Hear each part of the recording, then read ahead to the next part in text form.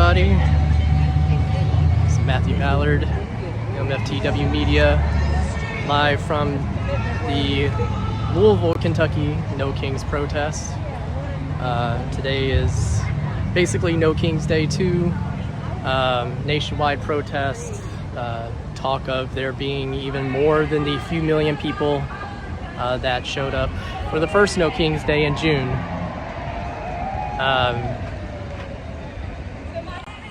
Of course, sunny day here in Louisville.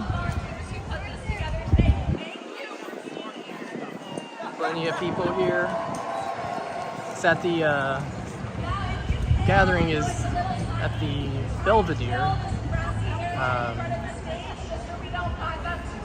not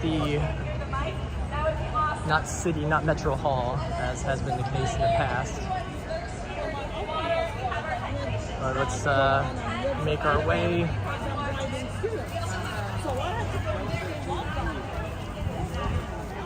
up to the front.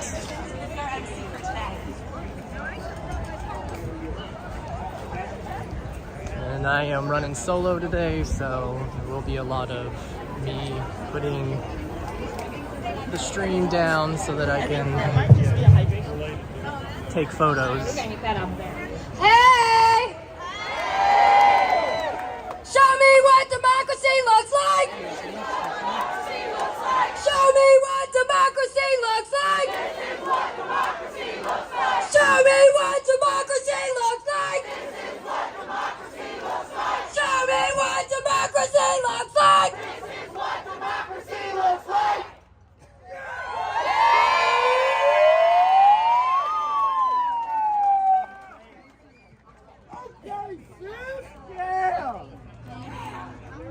All right, so once again, I want to say thank you. Louisville, you all are showing up. Give yourself a round of applause and every single person that's shown up today. That's what I'm talking about. We're going to stand for something or we'll fall for anything, so thank you guys. So right now we are going to start out with a land acknowledgement. Hi, beautiful. Come on up. Elizabeth Cologne Nelson. I love the frog. All right, she's going to do a land acknowledgement for us, and so here you go, babe. Hello, Louisville. Let's hear it one more time. Yes. My name is Elizabeth Cologne Nelson. I am the daughter of Carmen Gloria, who is the daughter of Ana Rosa, who is the daughter of Ana Rosa. And I am also the mother of Silas and Ama. And I am honored to be here to offer a land acknowledgement. Let's hear it!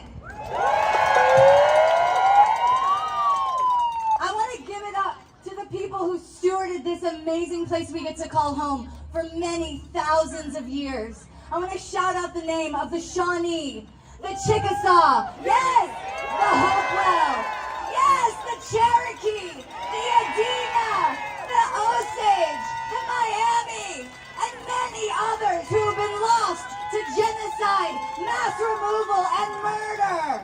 Give it up for them. I also want to acknowledge the amazing river that we are on the banks of, the Ohio. Let me hear it. Ohio is its true name. It has never been called anything else in time in memoriam. And indigenous people worldwide know that rivers are teachers, are connectors, are our sustainers.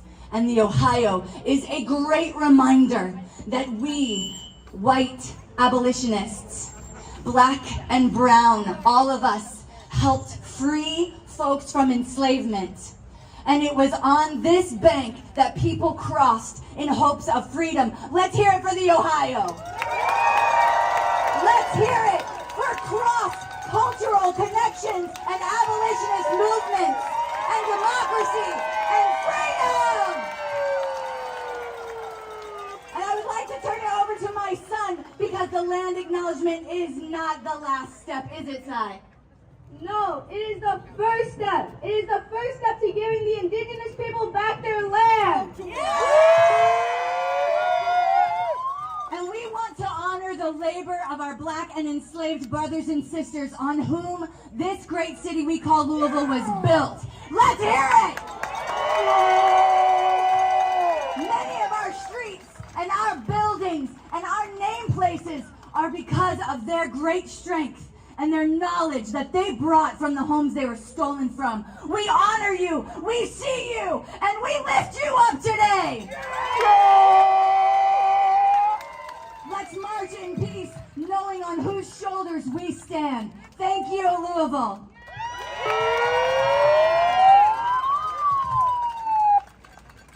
No justice? No peace! No justice? No peace! No justice? No peace! All right, so our next speaker will be Anisi, and she is a furlough federal worker. I'm learning some new words today, y'all, so just work with me.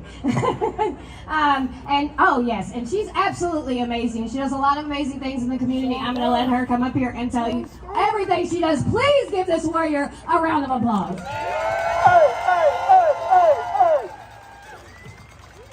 Thank you, Louisville.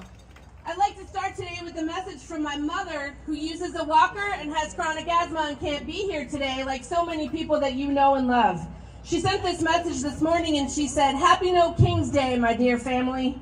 You know I'd be marching today. Instead, life has brought me to a different place of connection. My dad gave 4 years of his life, half his hearing, and bore a lifetime of untreated PTSD to fight the Nazis. It's never been more clear to me that this is now the fight for my and my grandchildren's generation. I love you. And I thank you for whatever you are doing today to protect and preserve our democracy."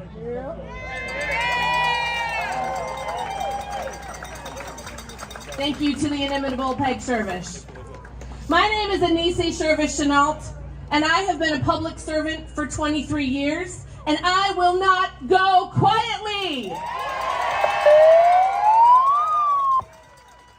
I grew up with activist parents going to marches in my stroller. I was on the outside of many government buildings in the Reagan era, yelling in. I never in a million years thought I would spend my career working on the inside for the federal government. When I got into the fellowship program that brought me in, which Trump has now abolished after 50 successful years, I thought I'd be a mole for 2 years and then get out back to the community. What I found, though, were incredibly skilled, passionate, and dedicated people who were committed to fighting for and serving the American people. And that's why I have stayed. I've spent my career at the Department of Housing and Urban Development. I'm a social worker by training, and I run the largest asset building program for low-income families in the country.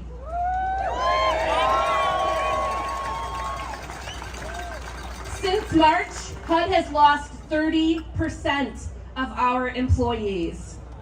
And since October 1st, we have been forbidden from doing our job. We have also not gotten paid. And who knows how much longer this is going to go on. On my very first day, the HR lady instructed me to face the tiny flag taped to the whiteboard, raise my right hand, and repeat after her. I stopped her and said, "Whoa, what am I going to pledge to here?" It was 2002 and W was the president. I learned that day that every single federal public servant, including Congress, takes an oath.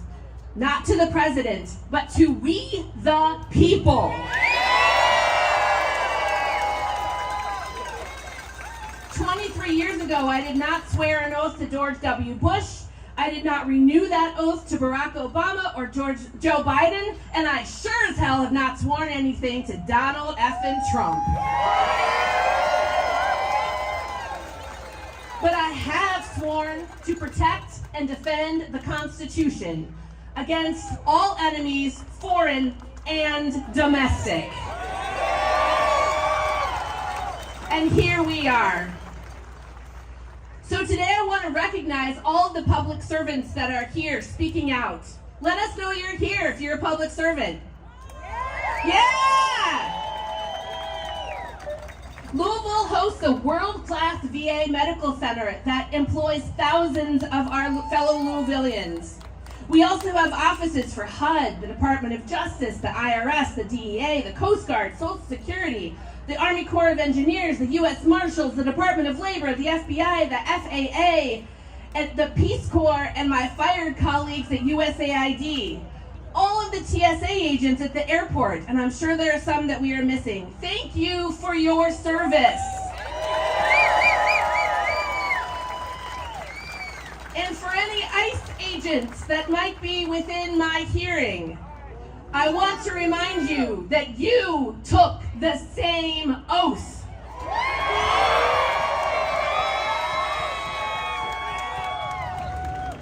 I would like to invite all civil servants present to renew your oath right now, together today, to remind us why we keep showing up.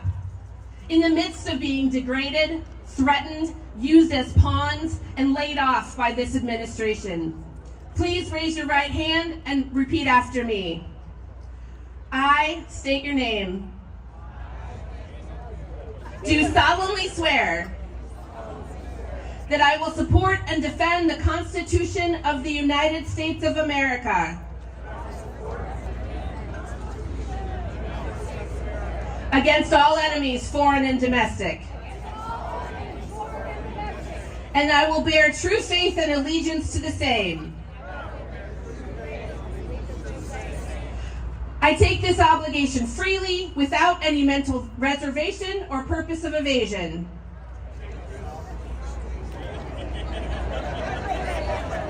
And I will well and faithfully discharge the duties of the office. Thank you so much to all of our public servants.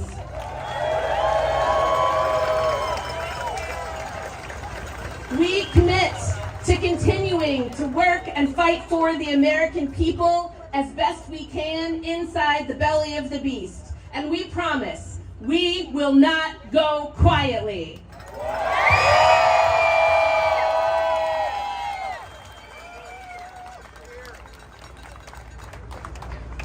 Let's give her one more round of applause, please. Yes! All right, so our next speaker is Karma Bella Marshall, is co-chair for Transgender Wellness Coalition and program coordinator for the Louisville Youth Group, and the first Black trans woman to run in a state race in Kentucky. She stands before you as living proof that visibility is power, and Bella Marshall, through this country, one who has lived through the lies, the legislation, and the loneliness that this country tries to make our only inheritance. But let me tell you this, we are still here. We are still breathing, still creating, still loving, and still building a world they said could never be built. This isn't about kings. It's about rulers. It's about the people who have been ruled over by those rulers. The people have been told to sit down, be quiet, or disappear. Well, I didn't come here to disappear. I came here to be seen, to speak truth, and to ignite action. Let's be honest. Our community is being ravaged. Every legislative session, another bill drops like a bomb on our bodies. Banning health care, banning truth itself, banning expression, banning pronouns. They are writing laws meant to erase us, and especially our trans youth. And I need y'all to hear this. This is not politics. This is violence. When you tell a child they can't exist as themselves, you are not debating an identity. You are endangering a life. I was one of those kids, a trans youth without language for what I was feeling, without access to the support I needed. I didn't have affirming spaces or mentors who said, you are exactly who you are meant to be. So I became a form of myself that looked safe to others, but never felt right to me. And let me tell you, living as someone the world demands you, but your soul rejects, that's the kind of death they don't put on the record books.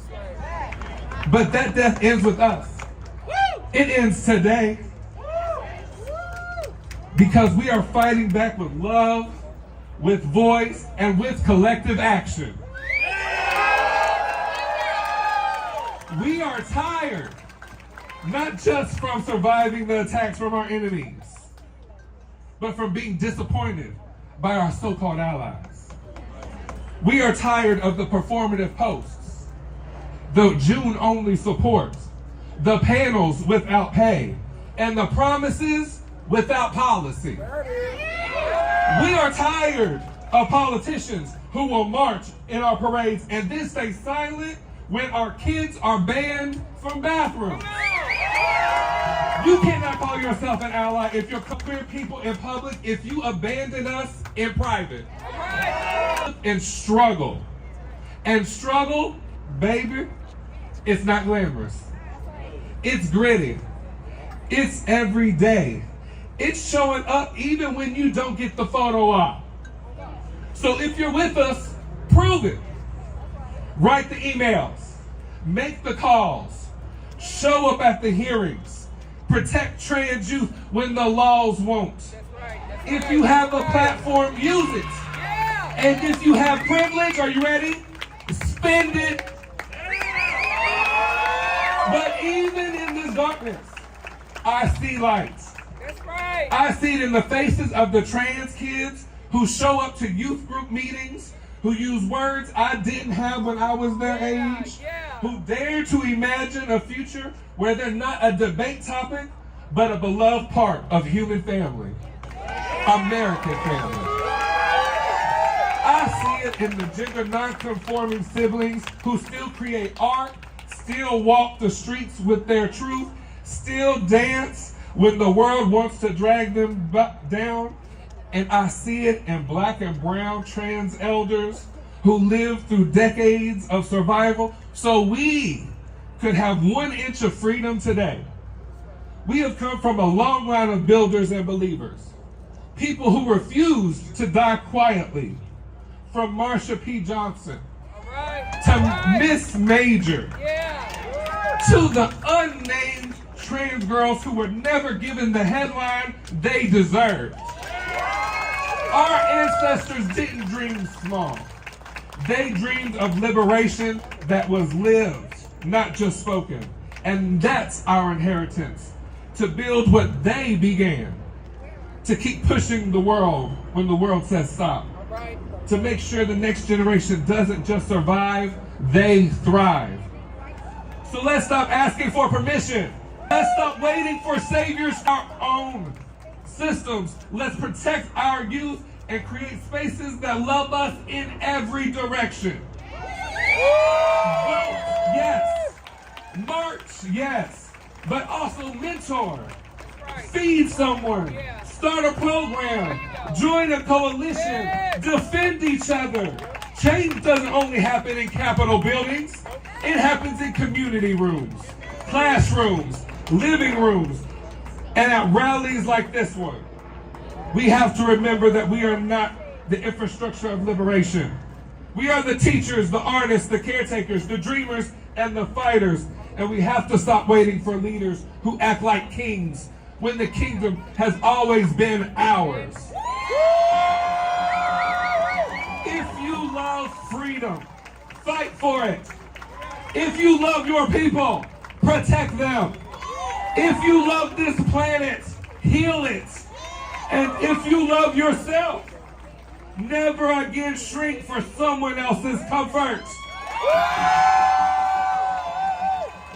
And as we march, as we speak, as we raise our voices, let me be clear. This is not hatred of our country. This is love in motion. Every chant, every protest sign, every raised fist is a verse and a song we are singing to America. A song that says, we love you enough to tell you the truth. Our peaceful protest is not a rebellion. It's devotion. It's a declaration that we believe this country still can become what it promised to be. This is patriotism, the kind that doesn't wave a flag to hide injustice, but may wear it.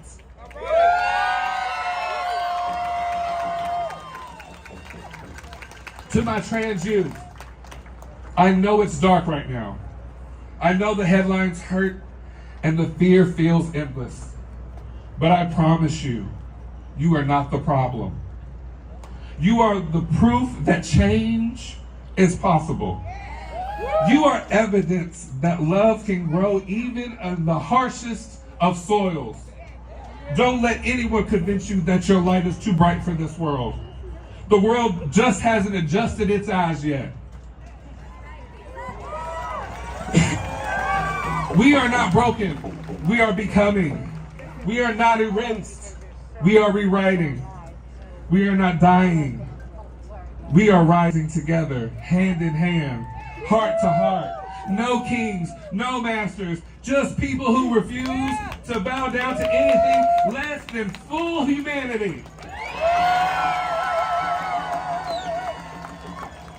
So today we march not to beg for freedom, but to practice it. We shout not for attention, but for connection. We love because love is you. Power to the people, power to the youth, and power to every trans soul still daring to live out loud, because our existence in this movement matters. Thank you, Louisville, Kentucky, America. I love you.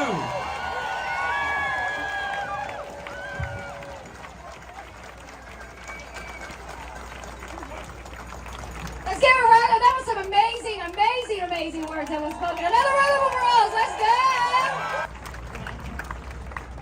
All right, and before we march, our Congressman Morgan McGarvey is going to say a couple words as well. He's able to make it out. Let's go, Louisville! Let's go, Louisville. You all look good today. This is what democracy looks like.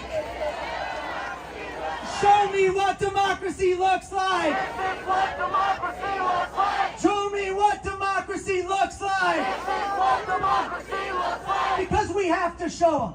Let's just call it what it is. We have a no good, lying, morally bankrupt authoritarian sitting in the White House right now. The through line of this man's life is corruption. That is what he is doing. He does not care about us. He does not care about our country, our laws, or our Constitution. And here's the thing. He's not even hiding it. We are watching in real time right now on live TV as he is using our military, as he is using ICE as his personal police force to carry out his vendettas against his enemies, real and perceived. It's awful. And it's wrong. What about sending our troops in a helicopter to rappel onto an apartment building, to rip apart a family in the middle of the night and zip tie frightened, screaming children? What about that makes us great again? What about sending masked agents to rip a mom out of her car while she's waiting in line to pick up her kids from school makes us safer?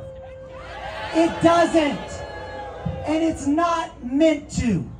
It is meant to frighten us into silence. The cruelty is the point. But here's the thing. We're not going to let them. We can't let them.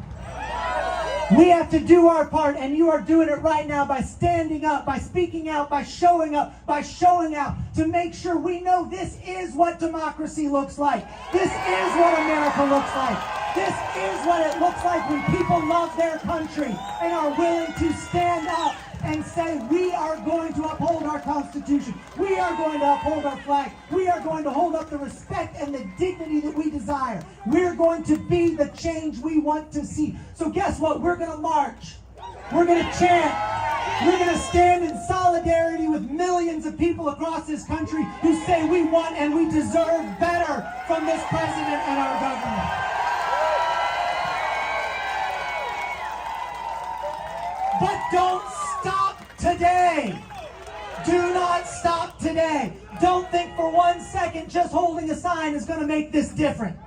We have to walk away from here. We have to talk about this with our friends. We have to let them know Donald Trump is not working for us. He's not for the working class. He's for the private jet class. He's taking health care away from millions of our neighbors right now, and we're not going to let it happen on our watch. We can do that. We can do that. Show up. We have elections this November in Virginia and New Jersey. Make phone calls. Get online. Be that change in those elections. We have a special election for the House of Representatives in Tennessee this December. Shock the world. Flip a seat blue. Maybe they'll finally have to release those Epstein files. And even right here in Louisville, Kentucky on December, that is not a sure thing. Let's do our part. The squeaky wheel gets the grease. Let's march, let's chant, let's go forward. And today, tomorrow, the next day, every day for the next 3 years, let's remind them who's in charge of this country. It is the power to the people. Because the people have the power. Show me what democracy looks like! This is what democracy looks like. Show me what democracy looks like! This is what democracy looks like. All right, so ready to hit that feet to the concrete? All right, Sophie's going to go over a couple things. Now, please pay attention to what she's saying. It's important. We want to be safe. So here you go. All right, everyone, who's excited to march? So if you were with us back on June 14th for the first No Kings Day, if you've been to any of our other monthly protests, you know how this goes, but there's a couple really important things to keep in mind. So number one, if we encounter any agitators on the march, you just need to create physical space. Don't engage, we're not there to fight them, we're here to keep each other safe. So by you moving on, by you creating distance, you're keeping the people around you safe. So that is really important. Now, number two, we are doing a street march because we are here today to exercise our First Amendment constitutional rights. That is protected by our Constitution, and it's important that we remember that we have those rights, especially as we see those rights being taken away day after day. So when we're marching, if you're comfortable, you got to be on the street. Keeping the sidewalks clear is helpful, just so anyone who happens to be there just walking around, they can get by. We don't want to hurt other people in our community. And number two, if you hear sirens from an emergency vehicle, move over to the side because they have to go and do their job. They have to go help the people they're here to help, right? All right, and finally, when you're marching, you want to stay behind the front banner. So we're going to have this nice big banner at the front you want to stay behind, and we're going to be going really slow. Now, the importance of being slow is so no one gets left behind. We don't want big gaps in the march. That's really unsafe. So we want to stay together and keep it moving. All right? So we're going to lead you through some chants really quickly as we start to line up. We're going to be lining up on Main Street. So if you head over here down the ramp, down 5th Street, so over to my right, your left, we're going to line up on the street behind that big banner, and then we're going to get going. Now the march is around a mile long. If you cannot join the march or just don't want to join the march, you can stay here. We're going to have the musicians back and playing some songs. You can dance here in the grass, or you can line the street right out front on Main Street. If you don't want to march, you can still hold the signs, and once cars start going by, you can get some honks as well. So thank you guys so much for being here. And one last thing, if anyone wants to hold one of our beautiful banners that our art team made, we need around 8 people. So if you want to hold a banner as you're marching, come on up to the front and we'll get you a banner. All right, thank you.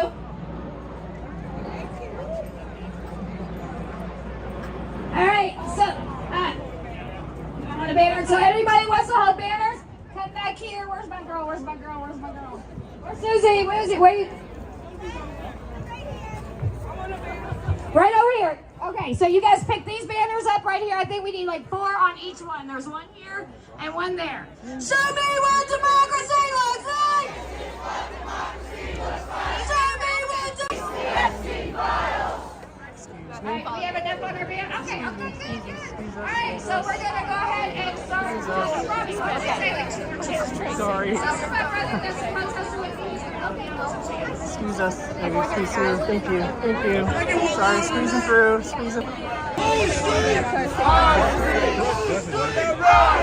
Let me go this way.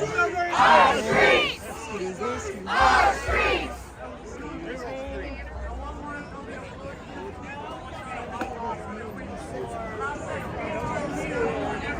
Excuse me, excuse me. No, you're good.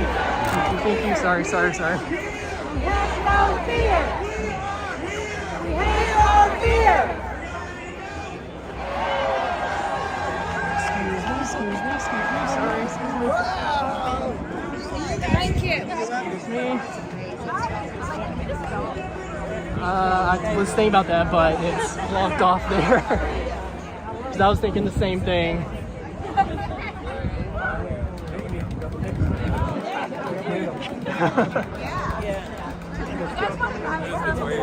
Excuse us, let's squeeze through here. Excuse us, sorry, excuse us. Excuse us. Yep. Sorry. I gotta go find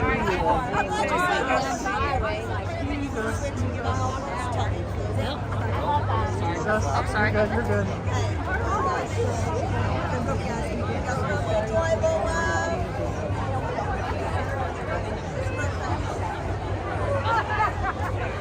Excuse me, let me squeeze through here. Thank you.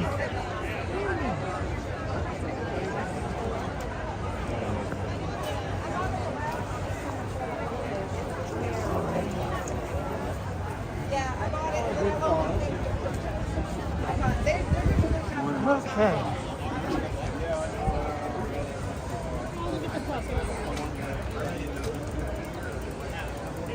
Turn it off.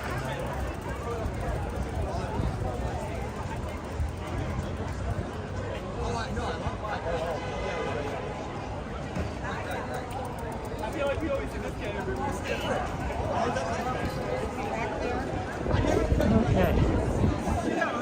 So we are going to be marching, which is always interesting for me when I'm trying to both live stream and take photos, which is why I've switched back to my 35mm lens.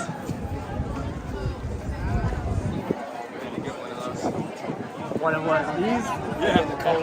They're about $100 at Best Buy. This is an Osmo Mobile. Yeah, get good high shots, I bet. Oh yeah, well this thing, yes, yeah, and I Holy can shit, stand what up is it? even more. Yeah, this is a monopod. Awesome. Yeah. Alright.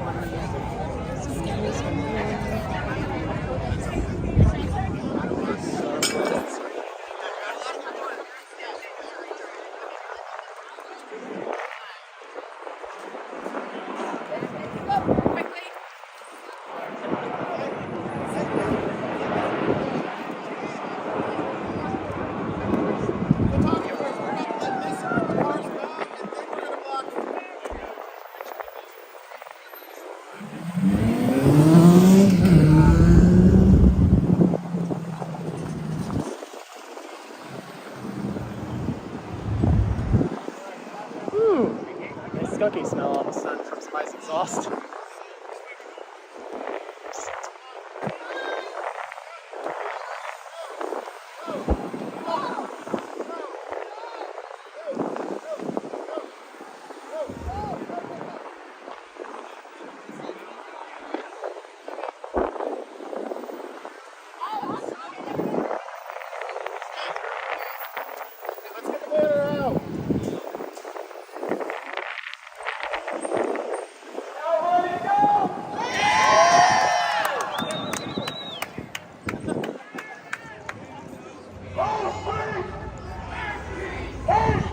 Oh nice, it rolls. I just realized that. Show me what democracy looks like!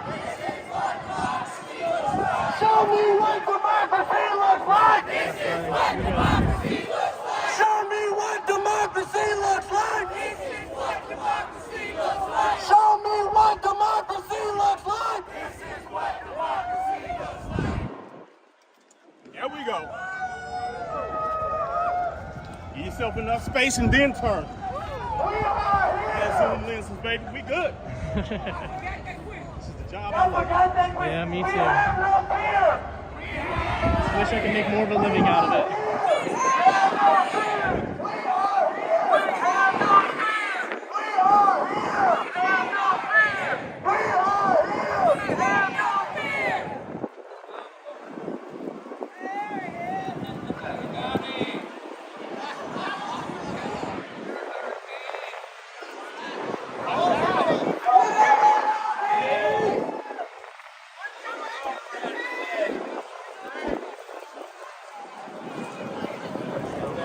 Line up, Roddy.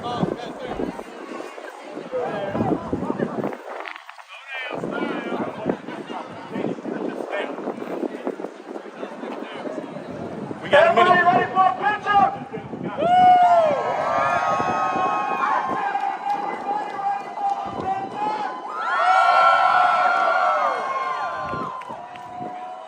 Whole street! Our street! Whole street! Our street! Whole street! Our street! Whole street! Our street! Show me what democracy looks like! This is what democracy looks like! Show me what democracy looks like! This is what democracy looks like!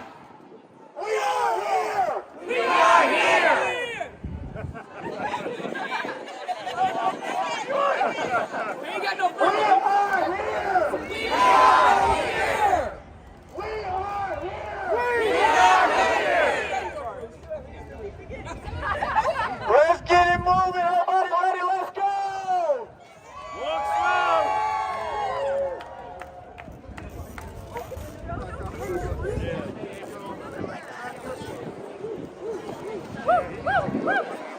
Can everybody do like a dog bark? It's like barking at you! Everybody do that?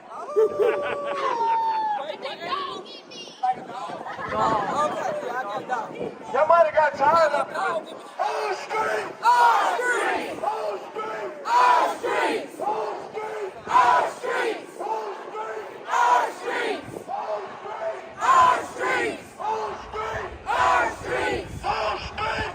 Our street! Whole street! Our street!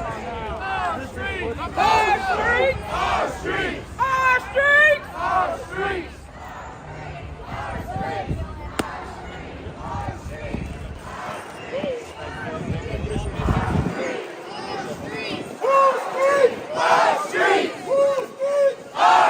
street! Our street! Our street! Our street! Our street! Our street!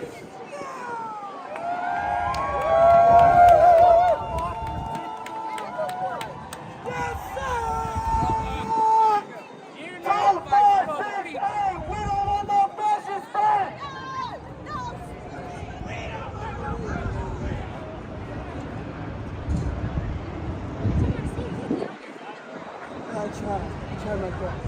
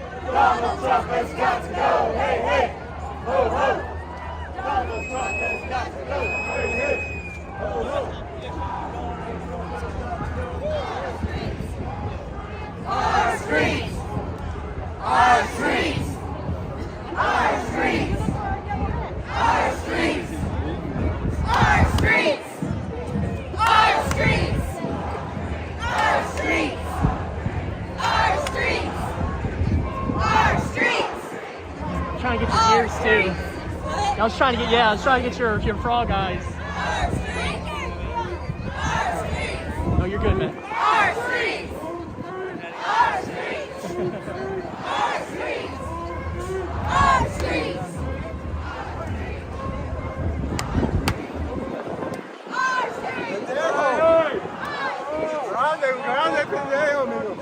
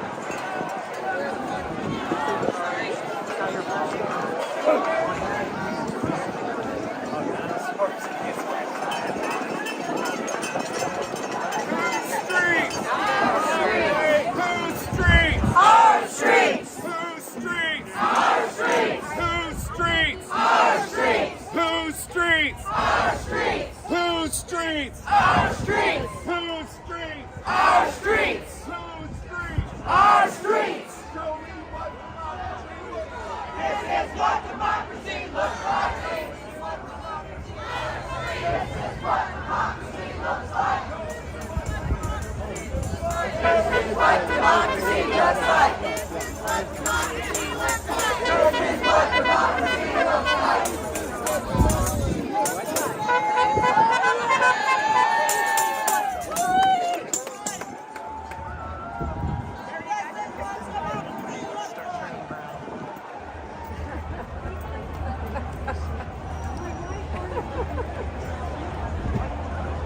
Excuse me.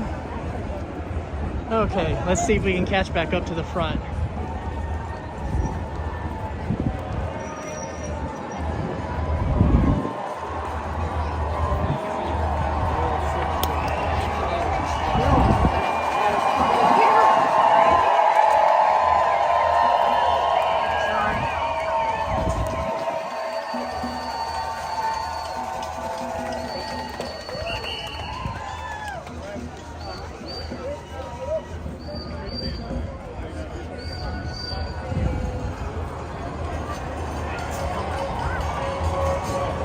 Okay.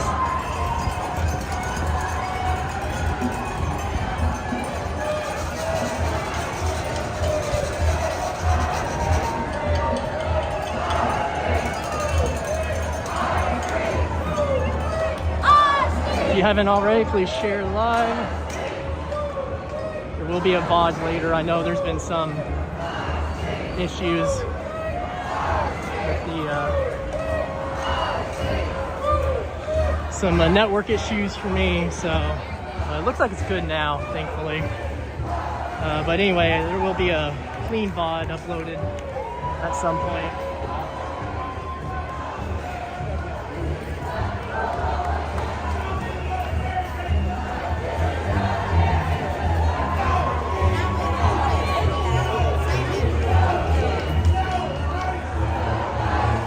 What's going on here?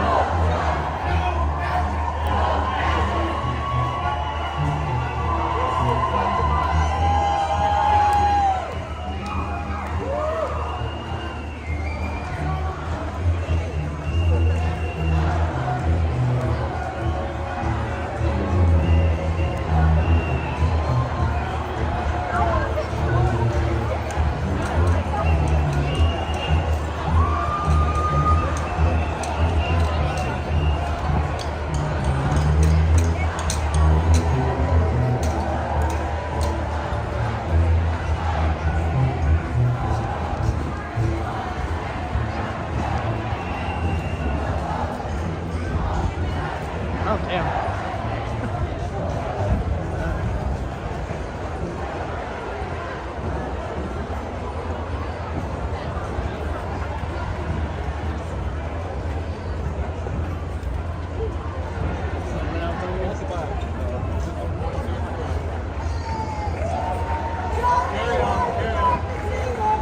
This is what democracy looks like. I think I've got a good shot of the flag.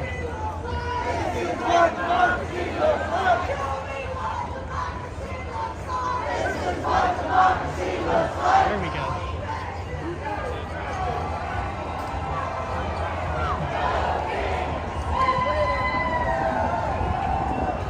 Oh, yay.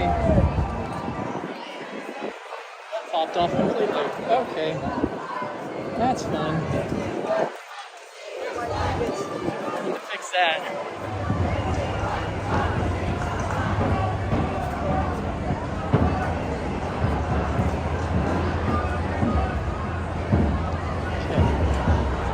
I need to pause for a moment and fix something here. Are you gonna hop up here? No. Right now.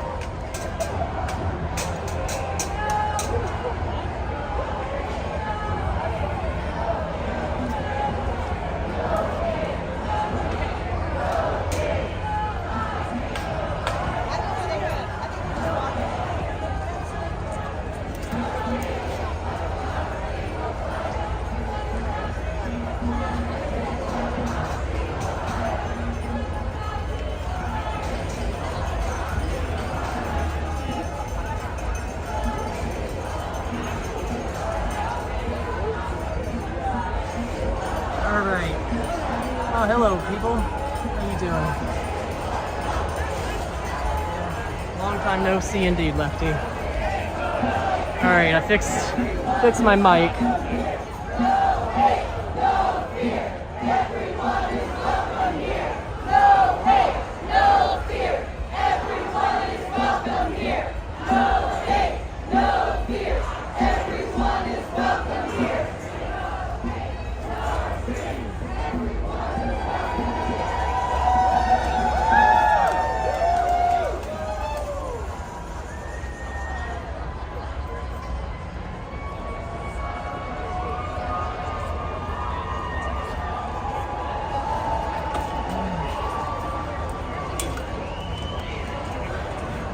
Get a drink of water real quick.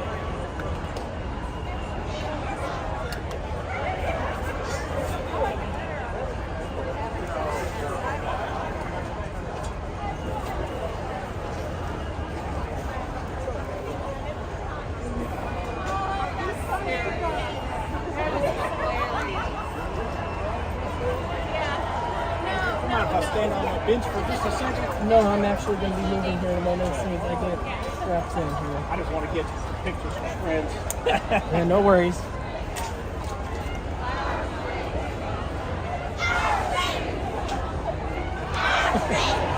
All right, let's see if we can catch up to the front.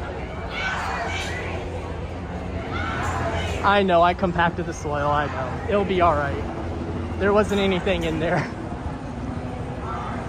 They haven't replanted.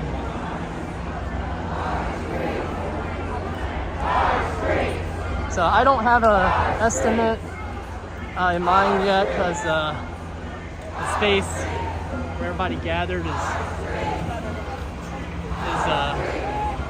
larger, kind of more spread out than like in front of Metro Hall, but I would definitely say, I don't know, I feel like we're talking a couple thousand at least, not more. We're definitely not looking at just hundreds, you know, or dozens or anything like that. Okay, we're turning down 8th Street. All right.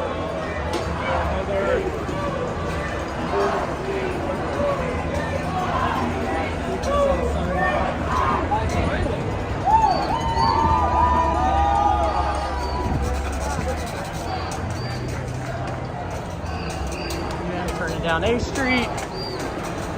Traffic is being managed. There was recently, for those that are curious, there was recently an ordinance passed by the Louisville Metro Council that essentially removed the requirement for a permit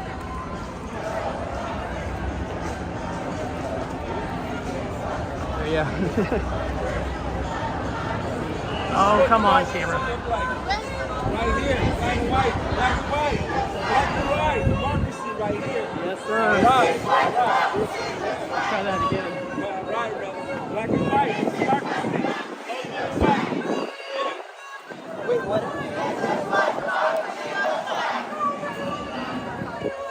This is what democracy looks like. Stacy Ham!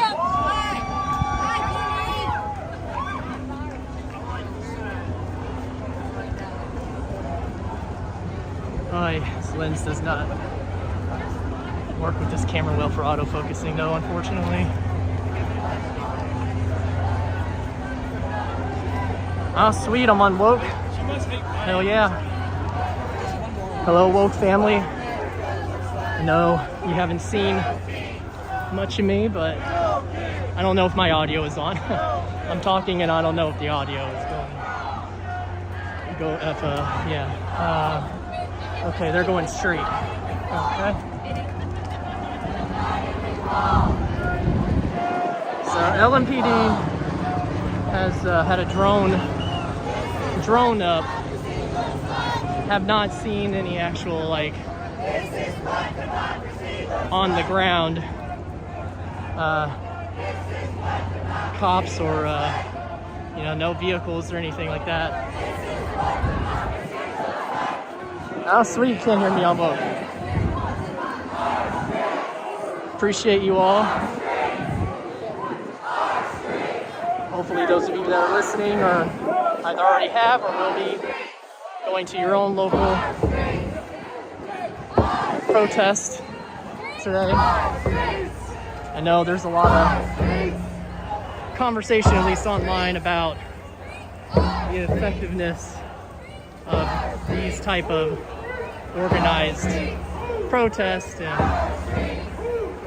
a lot of disagreement about how to actually create action coming out of them. But I'll just say, in my opinion, these kind of events are just as important as other actions. They do help in mobilizing people, getting people who maybe have never been activated before, getting them activated and ready to build community and get involved with mutual aid networks, all the good stuff. I feel like this is going to be more than a mile.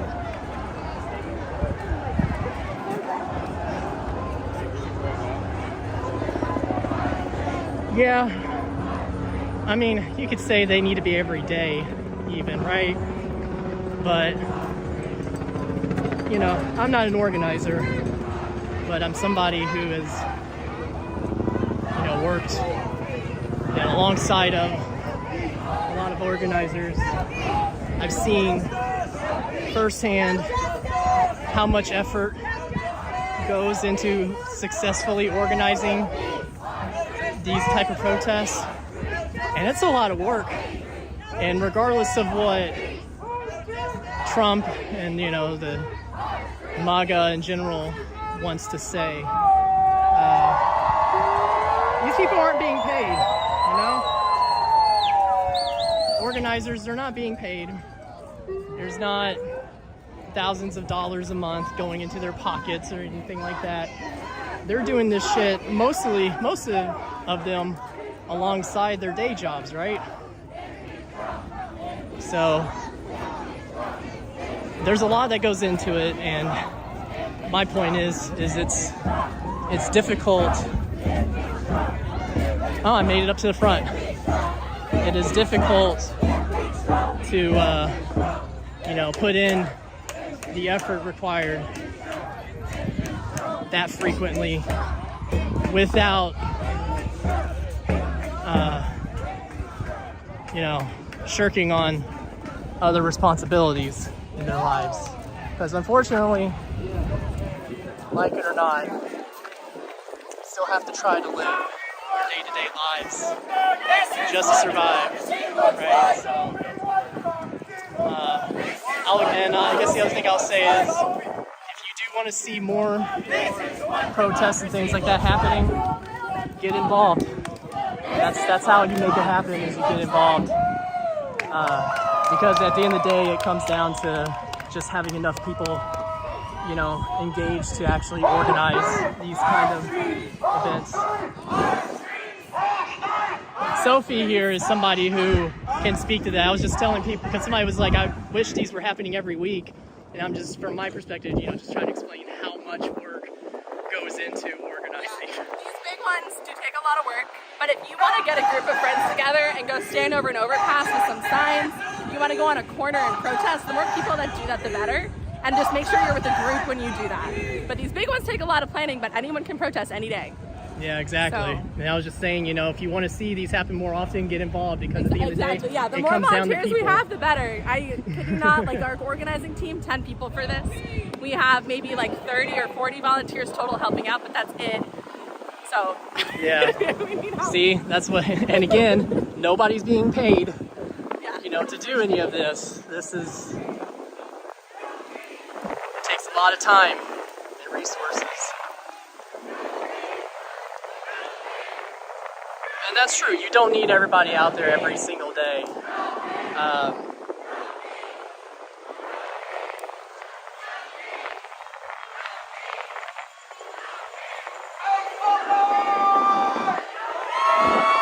yeah, you don't need to be out there every single day. I mean, it's like with the BLM protests in 2020, right? Like, there were protests pretty much every single day. Now, granted, it's a different situation, right? Like, it's a different set of circumstances with COVID and lockdown. You know, people weren't working at the time. A lot of people were getting the stimmies, right, from Trump, and so people had a lot more time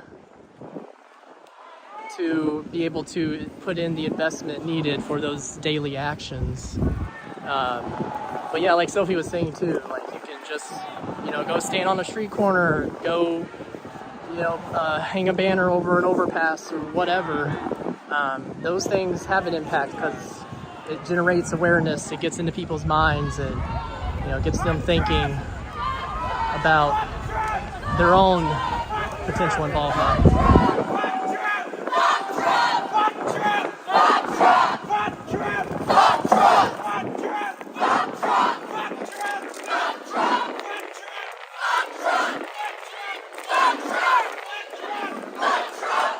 Yeah, exactly. Yeah, especially if you're doing like the targeted daily protests like you're seeing in, you know, Portland, Chicago, and Los Angeles, New York City, so on.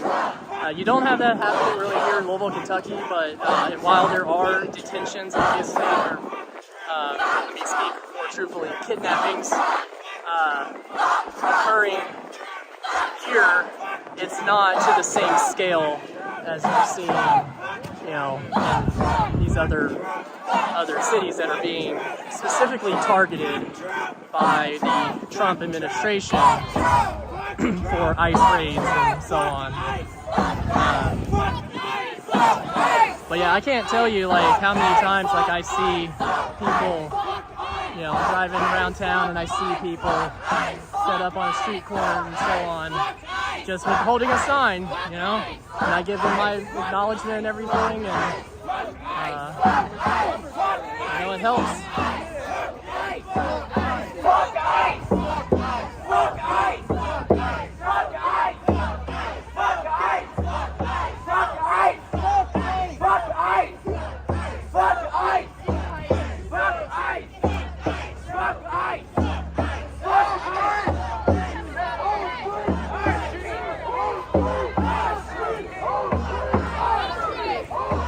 Really do miss my producer Megan. It was nice having another set of hands out here.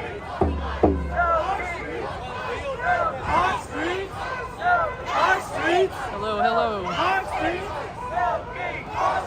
Yes, Freedom, you're right. Yeah, they have a good chance. I missed that. Didn't get up there quick enough.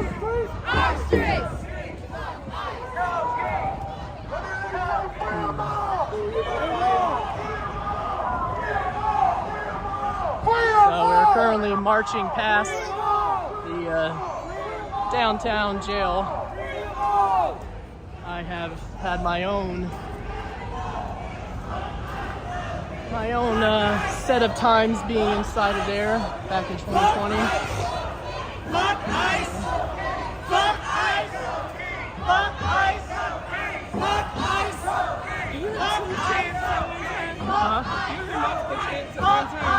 Yes. Throughout the whole crowd going back, like there's different chants and stuff going on. Because you can't hear, once you get so far back, you can't hear the chants up here. Fuck ICE! Fuck ICE! Fuck ICE! Fuck ICE! Fuck ICE! Fuck ICE! Fuck ICE! Fuck ICE! Fuck ICE! Fuck ICE! Fuck ICE! Fuck ICE! Fuck ICE! Fuck ICE! Ew. Fuck ICE! Fuck ICE! Okay, we're back. Yeah, the frog is pretty dope. It's also been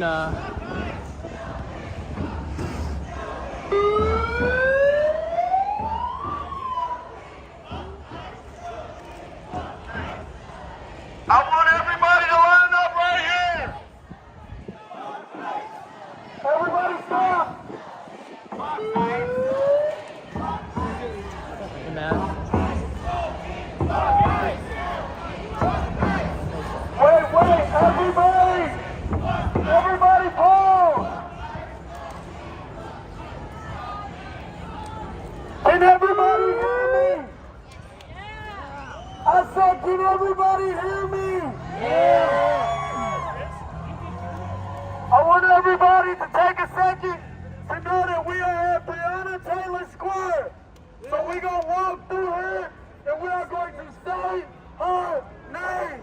Say her name! Breonna Taylor.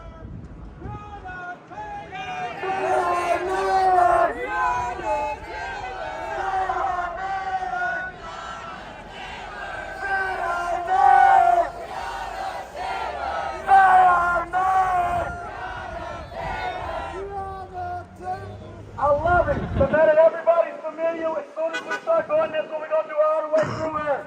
So that we let every single one of these cops know we are still here.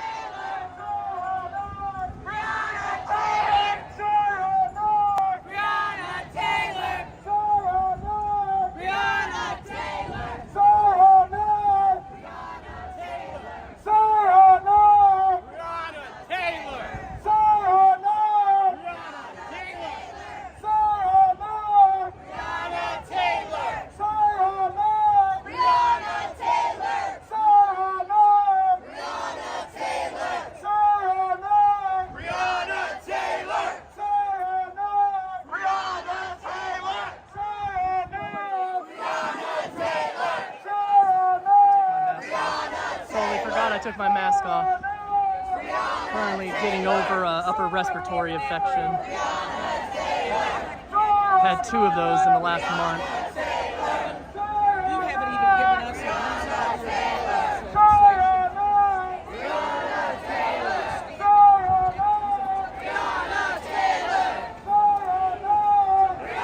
How's it going, right? I'm surviving. Yeah. It's rough. I know you know part of it too, because I don't know if you have a job. You're still looking too? Sorta. I'm also trying to make a living out of photography and while burning through my savings. Yeah, we're only on Janet's income right now. Yeah, it's rough.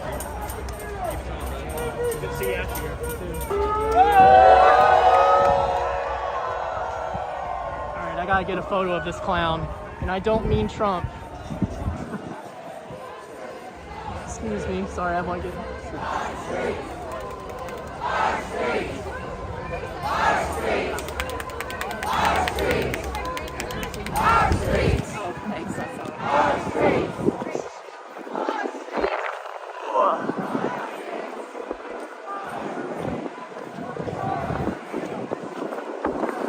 Ooh, that wind is starting to come in. It's getting even windier.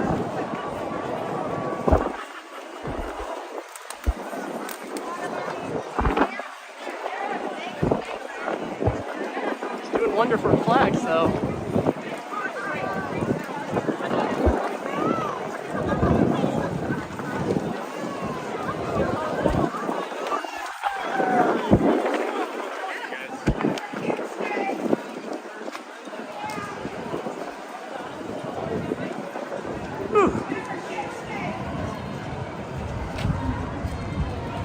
Yeah, it does suck.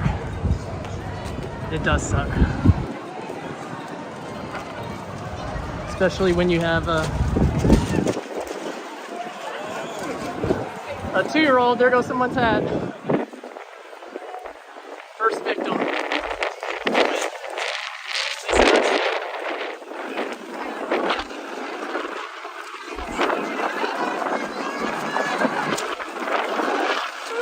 now we're owing it. And Fifth Street is like a wind tunnel.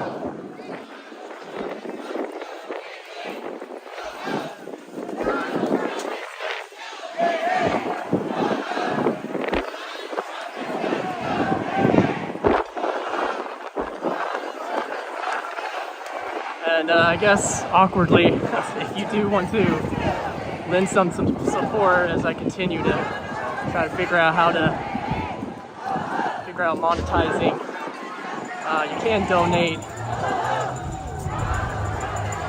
directly at support.mftw.media. That's PayPal only.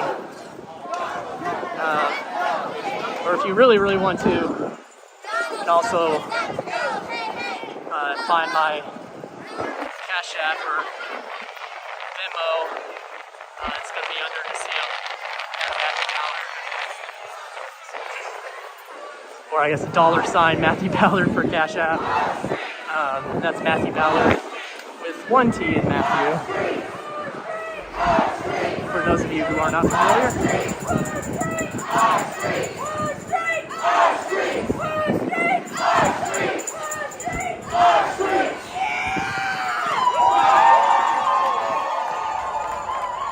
Hey, thank you for the follow.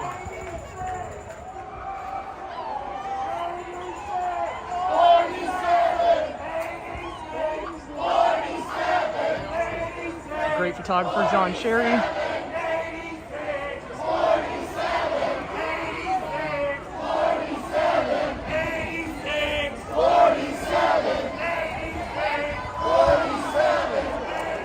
I like how there's this little group that popped up in front of the main march. Get rid of Donald Trump. Now, 86 is cold. Get rid of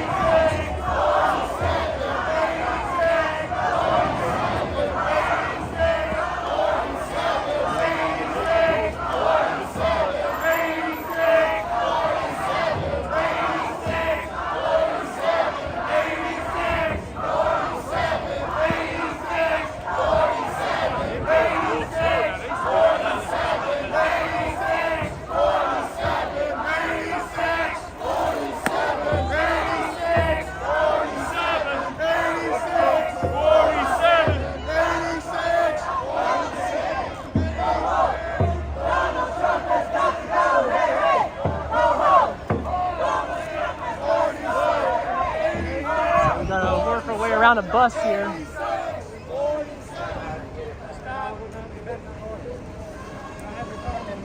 Excuse me.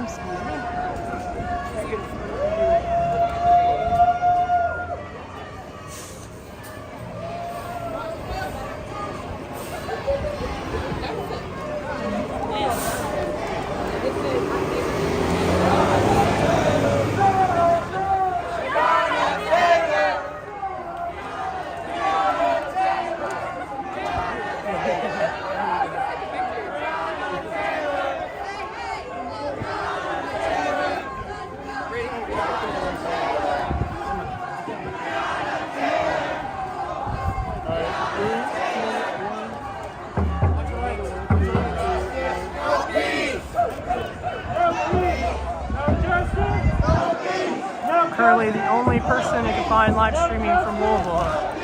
Okay. I know Tara Bassett is, or at least was out here. I don't know if she marched.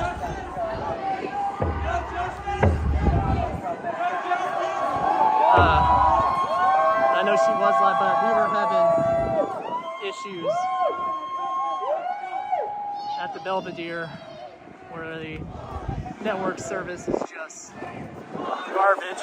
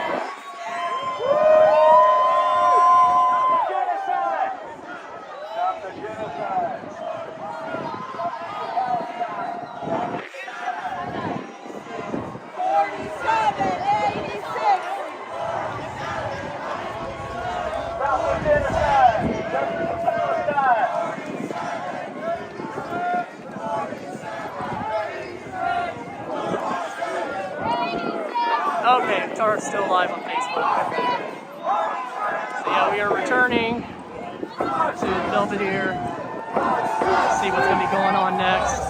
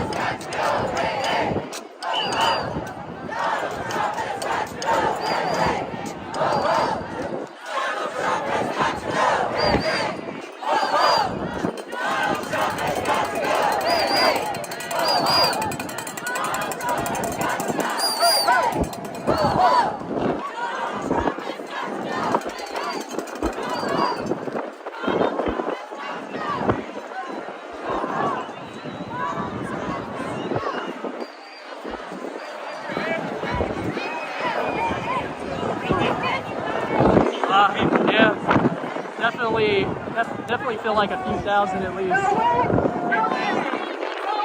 that's my guess.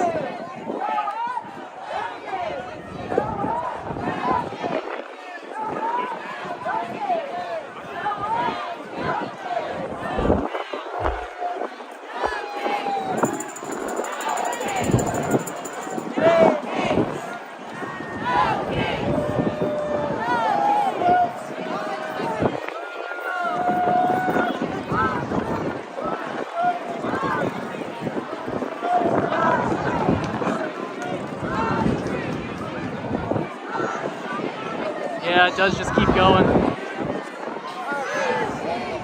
And then, another beautiful thing too is I think, if I'm correct on the number, there are 34 protests across the state, at least that I'm aware of, across the state of Kentucky. You know, a red state, by the way.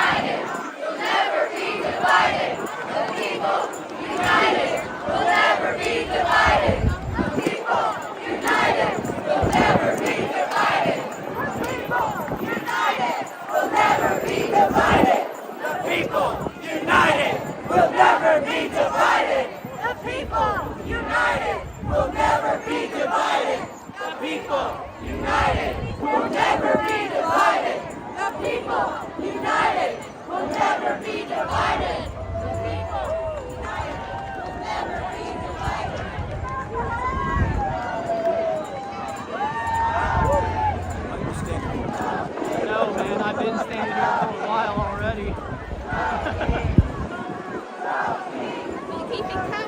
No. But I definitely think we got a few thousand. This is what democracy looks like. This is what democracy looks like.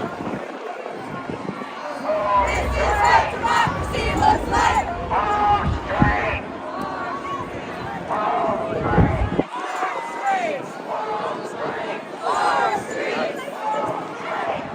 streets.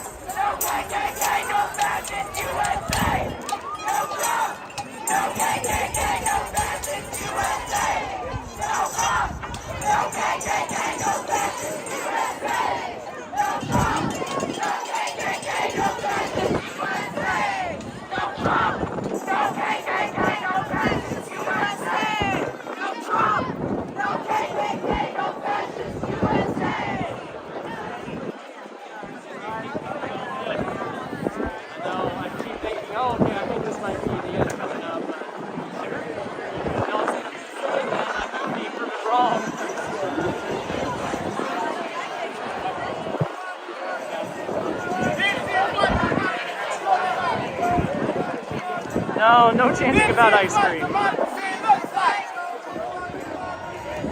Chanting about No, somebody thought they heard people chanting for ice cream. This is what democracy looks like. This is what democracy looks like. This is what democracy looks like. This is what democracy looks like. This is what democracy looks like. This is what democracy looks like. This is what democracy looks like. This is what democracy looks like. This is what democracy looks like. This is what democracy looks like. This is what democracy looks like.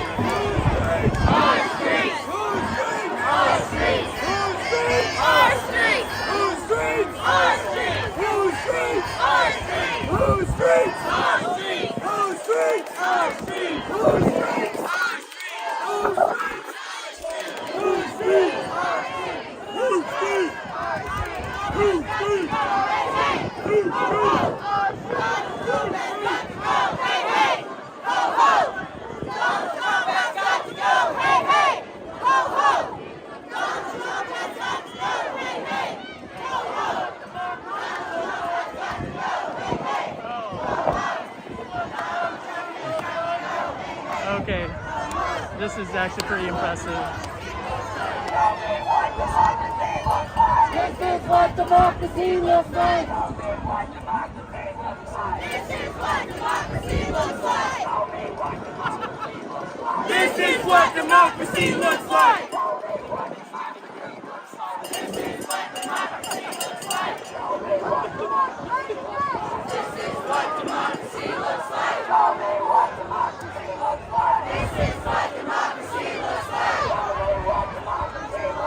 This is what democracy looks like. This is what democracy looks like. This is what democracy looks like.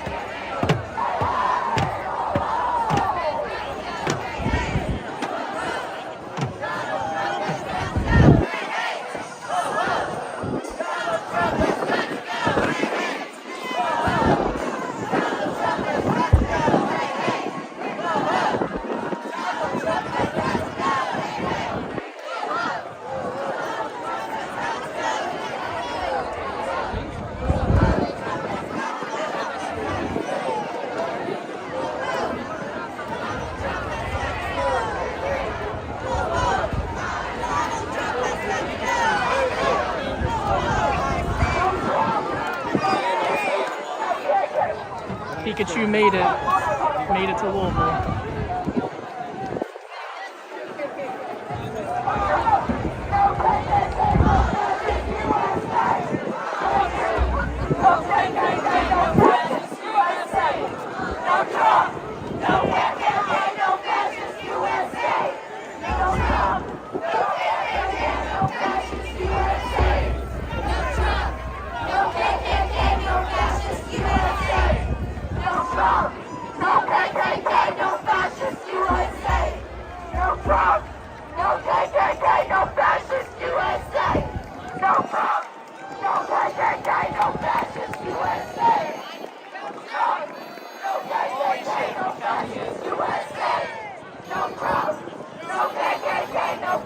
We found the end, y'all.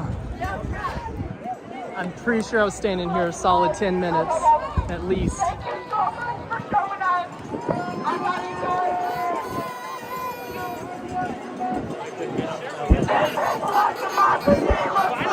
what I was just saying.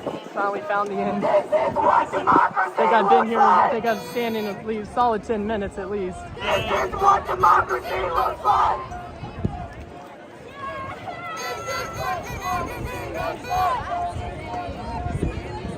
This is what democracy looks like. This is what democracy looks like. Yeah, we found the end. I'm Antifa, yes. That's the on to the Antifa, y'all. Thank you. That lasted, so that was a The mile. Antifa of Antifa.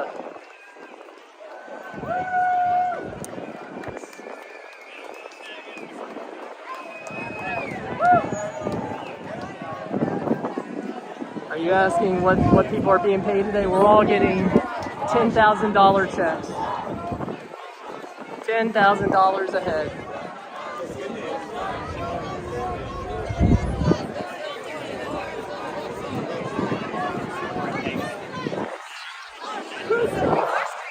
Our street.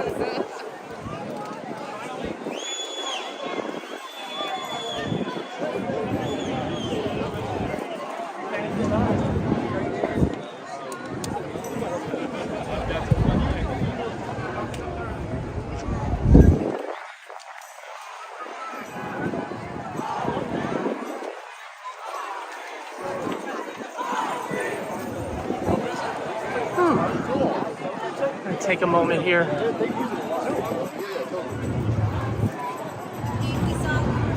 Walking around looking for photos and stuff as well, so I don't know how this was organized, but there is a flatbed truck at the intersection down there that was used to block off Main Street, which is why we didn't have any traffic coming down this way. So I don't know if that's not something the city would. City uses the garbage trucks and dump trucks and stuff that they use for melting ice. Funny enough. But yeah, so that's why we didn't see any traffic coming down this way, because it was blocked off when the march started and they got that last group of cars through. See a photo op.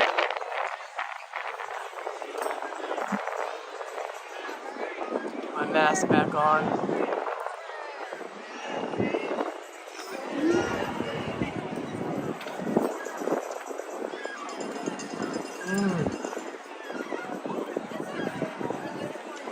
No cop cars. No, the only thing.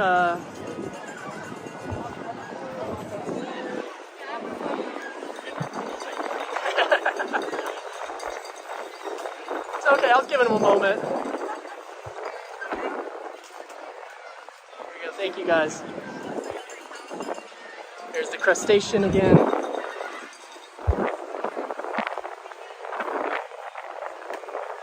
Do you mind having your picture taken? Okay.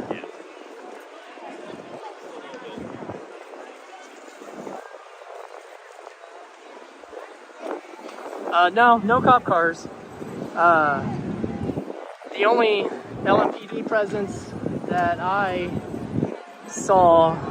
have seen today is a drone that I'm assuming is there. It could have possibly been, you know, like somebody else's drone or, you know, whatever, but typically for protests and stuff, the LMPD usually has been making a habit of using a drone for surveillance. Alright, I need to tie my shoe real quick.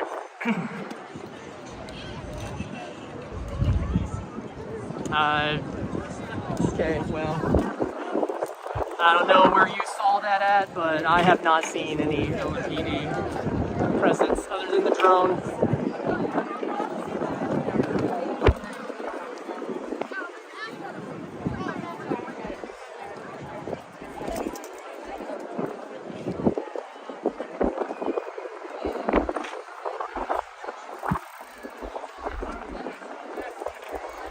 I do know that there has, of course, been some elevated police presence in general downtown because I think late this morning, two people, from what I understand, jumped off of, one evidently jumped off the 2nd Street bridge and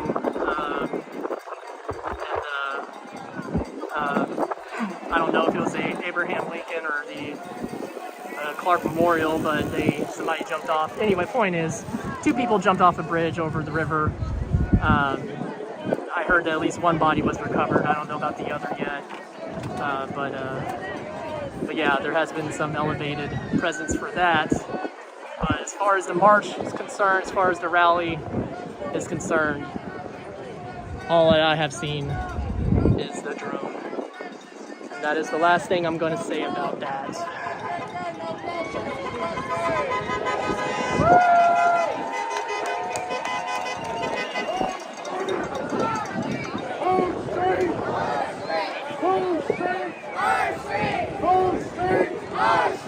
Home street! Our street! Home Okay. street!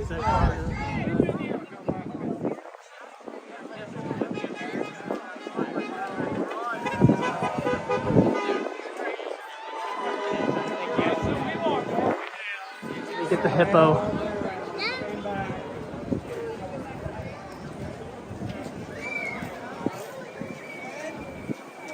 No, it actually was a huge crowd. I would definitely say hippo.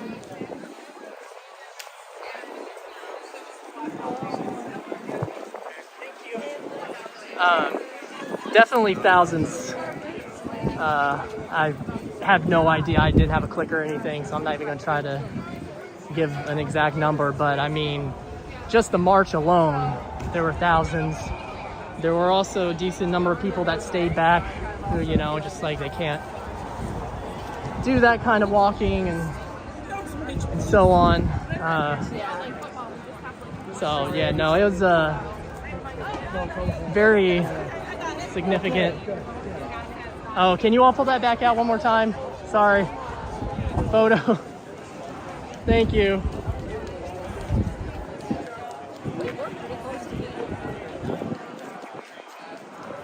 Come on. Sorry, bear with me. Okay. All right, thank you.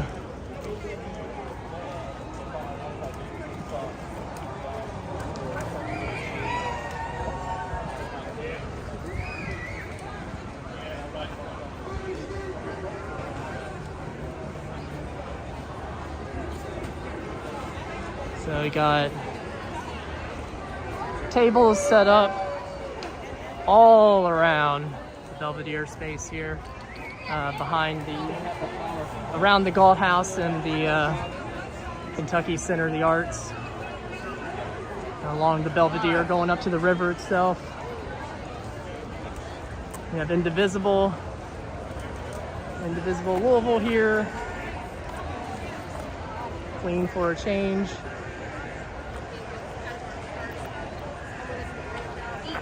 Oh, thank you. Okay, I was gonna say. Let's say I'm a vegetarian.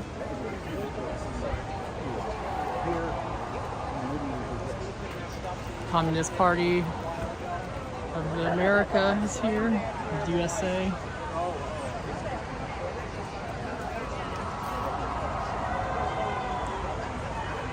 guess I should eat this real quick. Okay, it looks like we got stuff going back on at the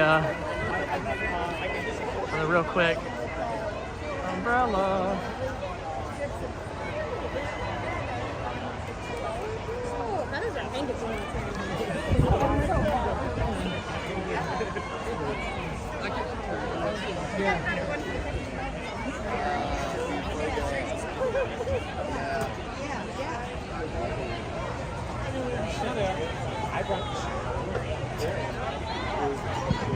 I mean, back to at least during the BLM protest, had a lot of people, or had several people who did operate drones for themselves, you know, independent media, or even just the mainstream media. So it could have been the Courier Journal. Courier Journal uses drones. So it could have been them. But, I mean, I do think it was probably LMPD, just because, again, it's very typical.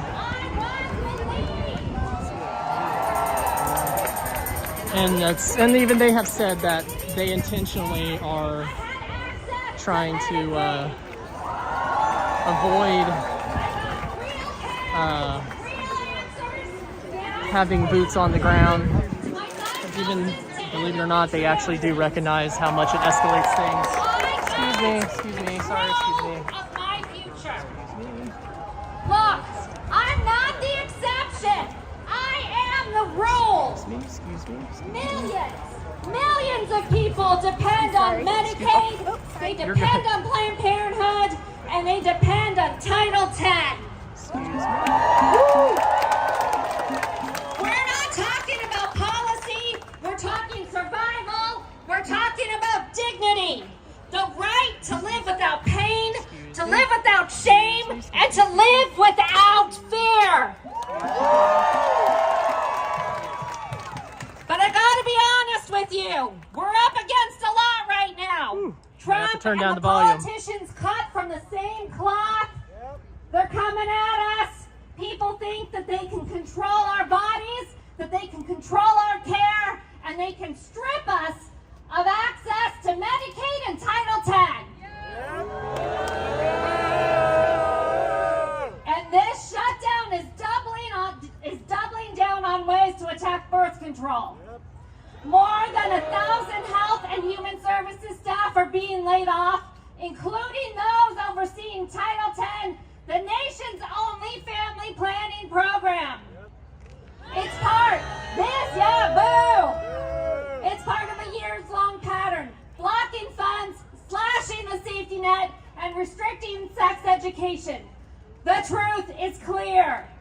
The Trump administration is a direct threat to the reproductive health care and birth control access. And that's not just it here in Kentucky, too. Federally and here at home, they've gone after birth control, cancer screenings, HIV prevention, gender-affirming care, and all because they believe the power belongs to them. Not us. I say no. Bands off our bodies. Let me hear you say that. Bands off our bodies one more time. Bands off our bodies. But Kentuckians aren't fooled. 4 out of 5 voters, that's 81%, say healthcare decisions belong between patients and their doctors, not politicians. Democrats, Republicans, independents, people are done being ruled by ego and cruelty. Right? Every cancer that goes undetected, every infection that goes untreated, every person turned away, that's a legacy of leaders who behave like monarchs instead of public servants. But here's what they can't touch, our resilience. Planned Parenthood has outlasted every attack thrown its way. And we're still here. And not because they allowed it, because we refuse to bow. Say it with me. Care no matter what. Care no matter what. This isn't about party. This survival, and when you fight for Planned Parenthood, when you fight for Medicaid, when you fight for reproductive freedom, you are fighting for all of us. And we aren't backing down. Thank you.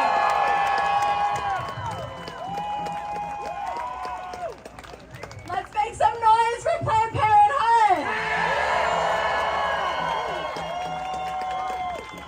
Now next up, we have the incredible and the iconic Summer Dickerson, who's also part of our organizing team. And if you've been demanding for the release of the Epstein files, she is who you need to listen to.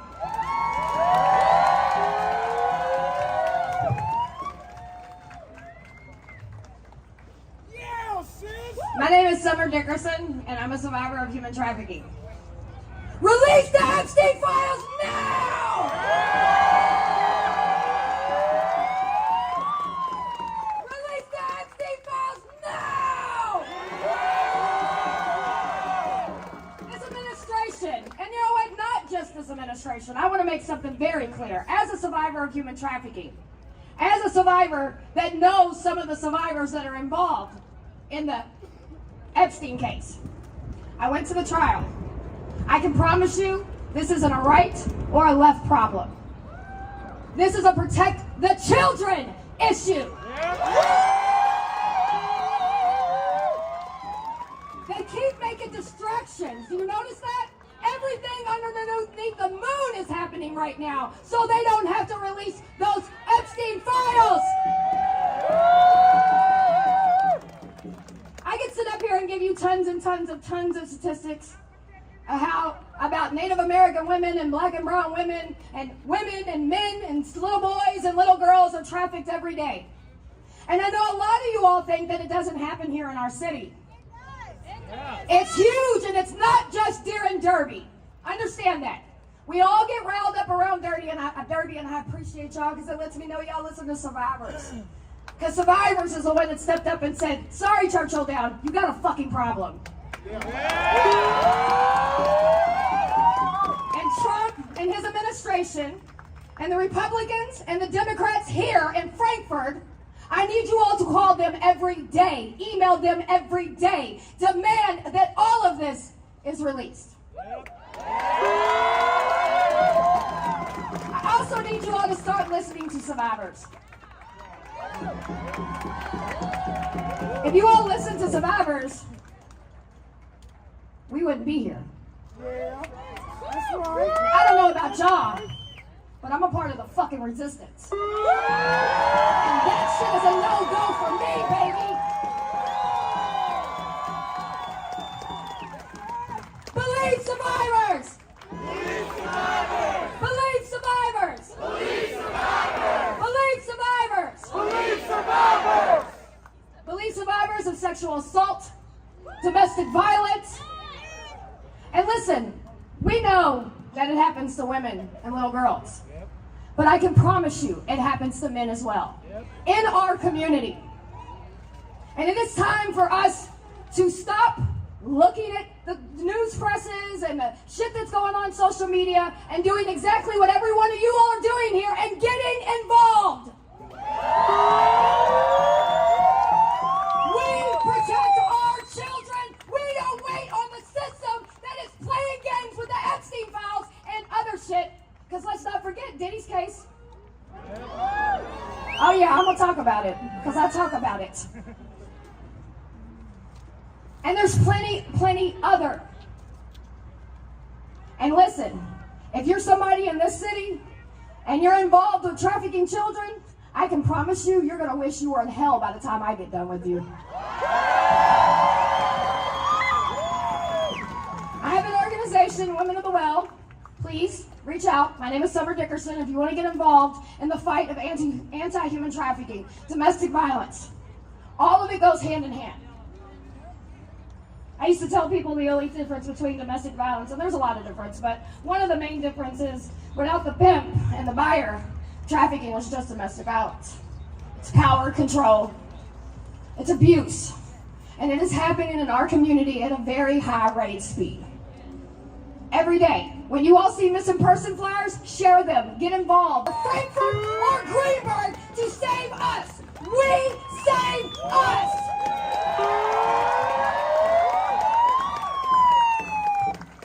So, and I don't know if y'all heard or not, but the Epstein survivors, they're putting their own fucking list out. Stay tuned. And not one politician on right or left will be able to hide, no matter how big of a distraction. And listen, while everything is very important, we also have to stay focused. This shit with ICE, no go. No go. This is America.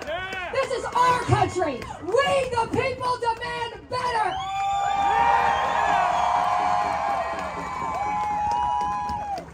So I'm going to expect my Facebook, Instagram, all of that, Summer Dickerson, to be full of people that want to get involved and protect our children.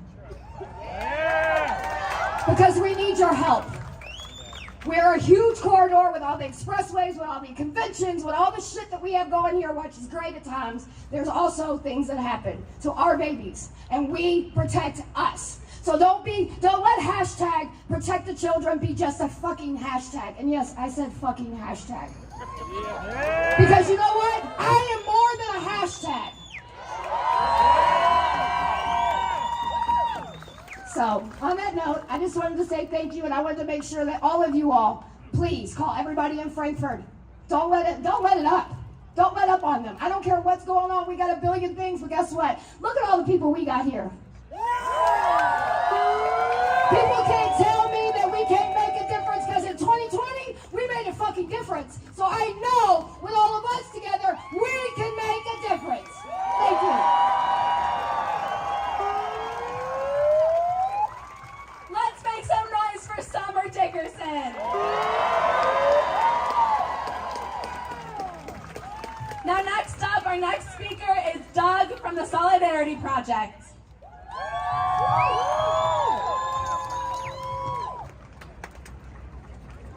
These are some tough acts to follow. Hey, we get there together. Yeah, we do. Hey folks, my name's Doug. I'm here to represent the Solidarity Project. It does my heart good to see you. How many of you have felt alone? We're not alone. You're not alone. I'm not alone. We're together. Before I tell you about the Solidarity Project, I'm going to tell you about a conversation I had with a friend recently. With tears in his eyes, he told me America is suffering. I was like, tell me what you mean. He said, we're suffering right now of a disease, a cancer of hate that's just infected half the country. They're beginning to hate anyone and everyone who's different. If you're different, they turn their sights on you. They hate you if you're different, if you worship a different God, if you wear a hijab. They hate you if you're a different gender, if you're not the same gender as them. If you have a different sexuality, they hate you because you're gay. Or God forbid, you're trans. They hate you for that reason too. They hate you if you speak another language, if your family came from another country. They hate you if you were born someplace else besides Louisville, Kentucky.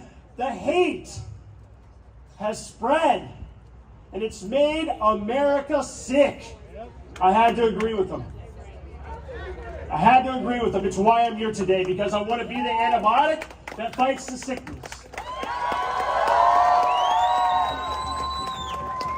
But as we talked about some good news too. America is also strong. America is also strong. We are the majority. We outnumber them. There are more of us than there are of them. And we know that love conquers hate. When we face their cruelty and we aren't cruel back, love conquers hate. When we hear their insults, their name calling, they'll call us rapists, but we know who's blocking the release of the Epstein files. When they insult us, they say that we're asylum escapees, not asylum seekers. But we know why we're here. When they insult us and we love back, love conquers hate. And I want what's best for our country, and that's to cure the disease of hate. How are we going to do that? Together? Yes.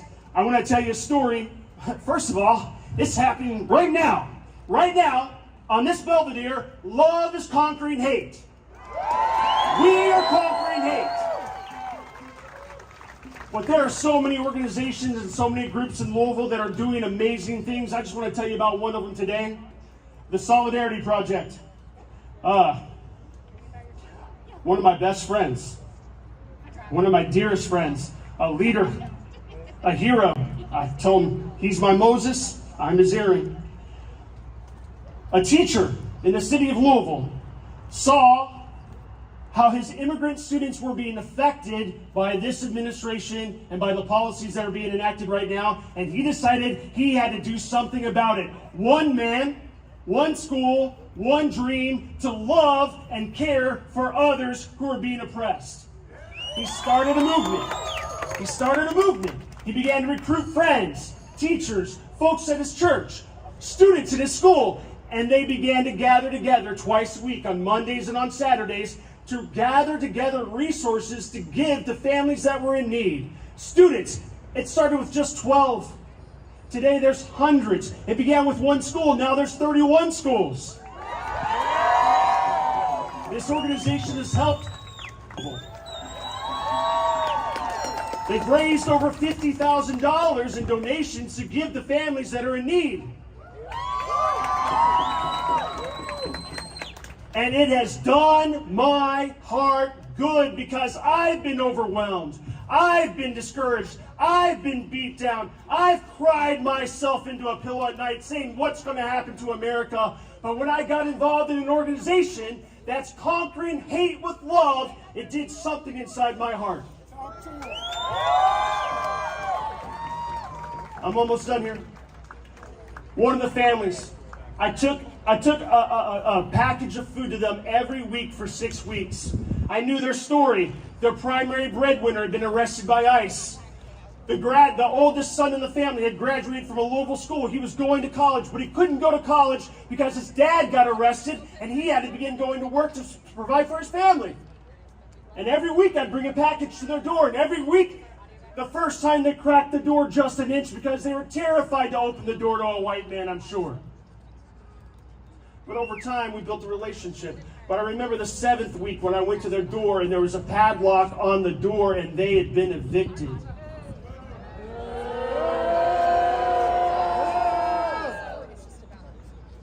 And I thought, it's not enough. We're not doing enough. We can't win. We're not going to prevail. America's not going to be what it once was. But then I took the next package to the next family. And when I knocked on their door, I told them, hey, we see you. We love you. You belong here. Everyone belongs on stolen ground. You belong here. And I carried a message of love to conquer the message of hate that's oppressing people who are different. Just different. And different's not a crime.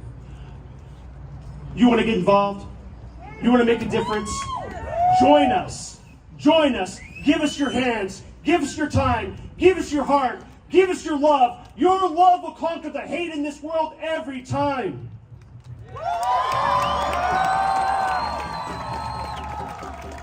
Thank you. Now next up we have Congressman Yarmouth to say a couple words.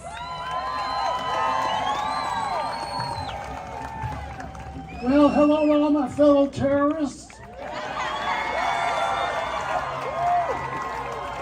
Apparently that's who the Republicans and the administration think we are, terrorists, Antifa, violent criminals. I think, Donald Trump today is at one of his golf courses cheating the people he's playing against, which is what he does. So I think what we ought to do is everybody pull out their Antifa membership card and show it to them. Oh. I think they're more AARP cards than Antifa cards. But I am excited that there are so many young people here. It's very, very encouraging. Because when I left Congress a few years ago, the reason I left them was I wanted to spend time with my grandkids, my 2 grandsons. And believe me, every day of my life, I get up and think about what kind of world they're going to live in. And that's why I'm here today, and that's why so many of you are here today.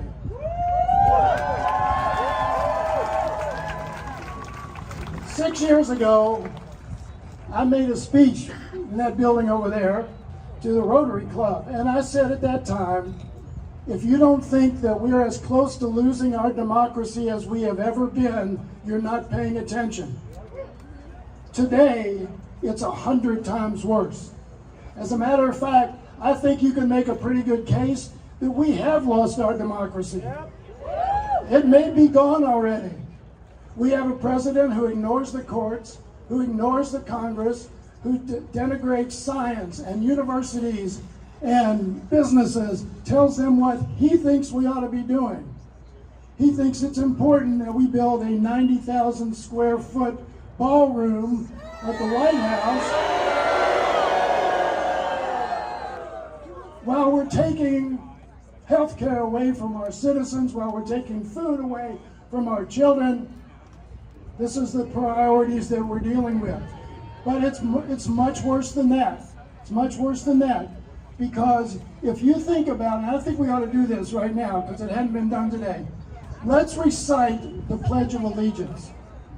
They think we hate America. No, we hate Donald Trump's America.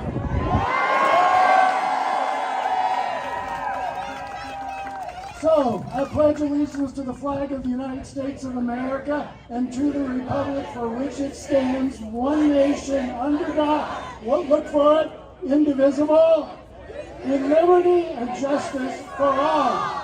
Think about those last few words. Think about those last few words, with liberty and justice for all. Under Donald Trump's regime, under his autocratic government, liberty and justice is only due to his buddies. It's not for all. It's definitely not for all. So our mission is very clear. Our message is very clear. We believe in a different America than Donald Trump.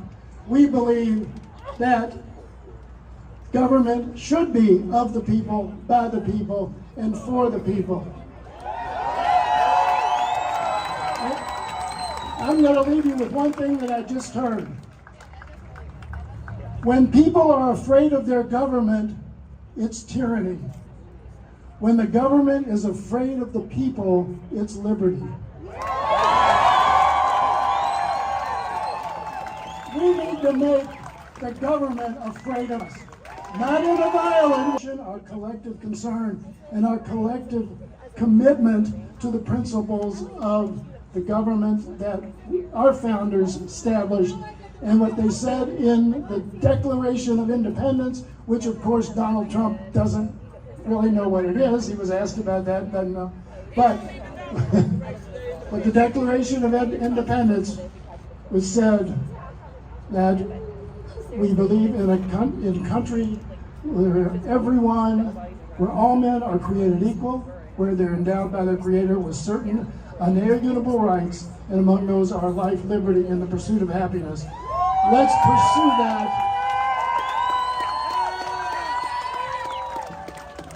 And of course, we're focused today on the king in Washington.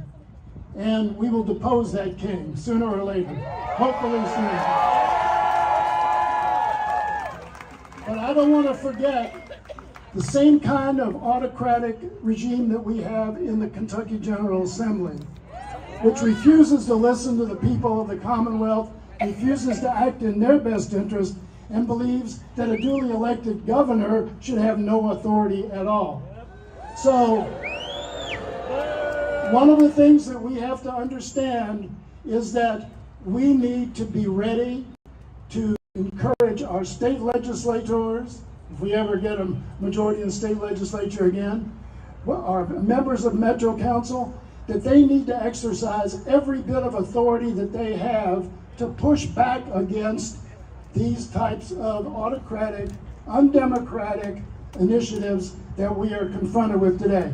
We all have a responsibility to do that, every level of government and every voice that we have.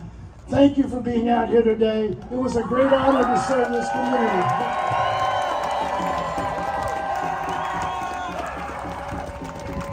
Let's go, Louisville!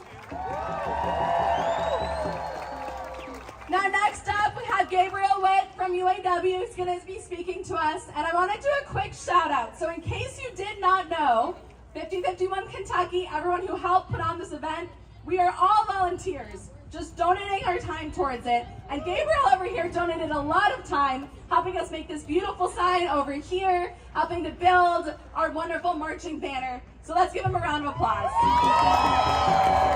Let's give it up for her.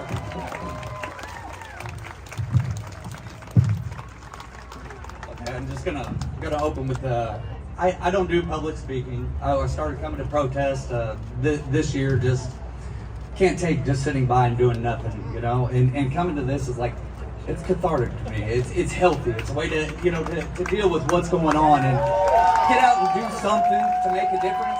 Support the people that are putting the work in and try to help. So again, just gonna read to you what I wrote.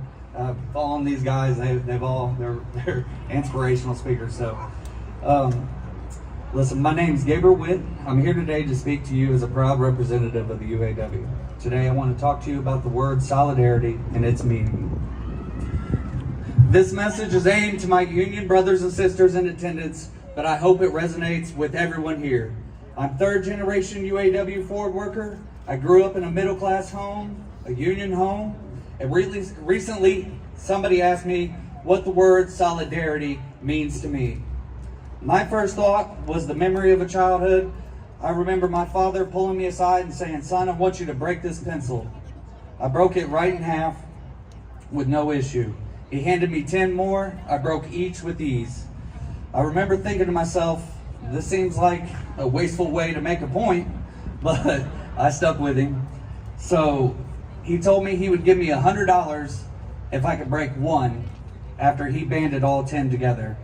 I about broke my hand trying to break all of them, couldn't do one. So that taught me a lesson of solidarity, a lesson of strength, you know, strength in numbers. So today I want you all to do me a favor. Look to the person to your left, look to the person to your right. Understand, this is the person, no, you're fine. This is the people that we have to help us win the war against, sorry. sorry.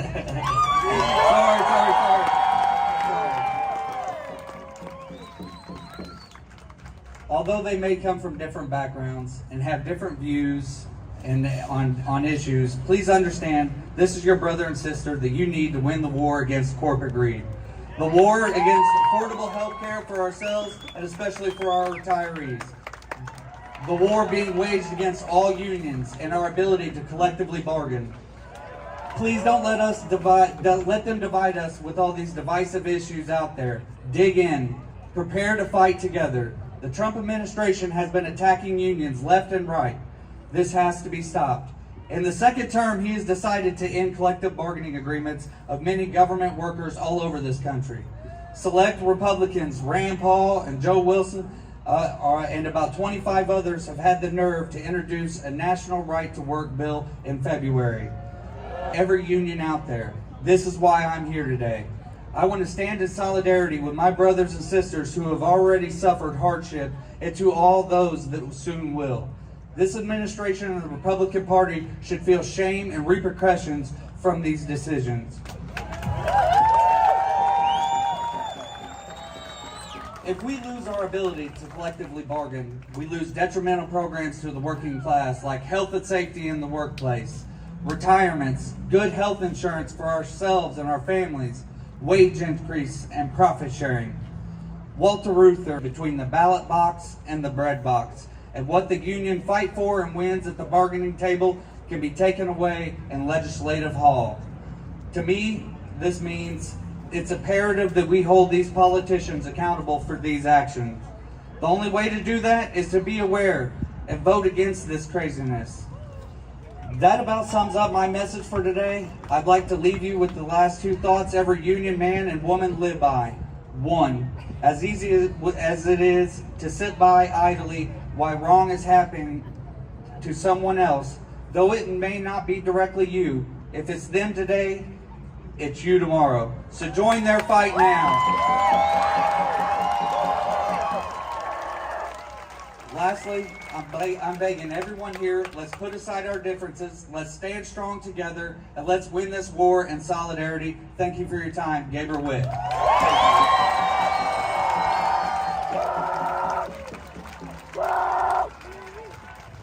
All right, next up we have Senator Neal.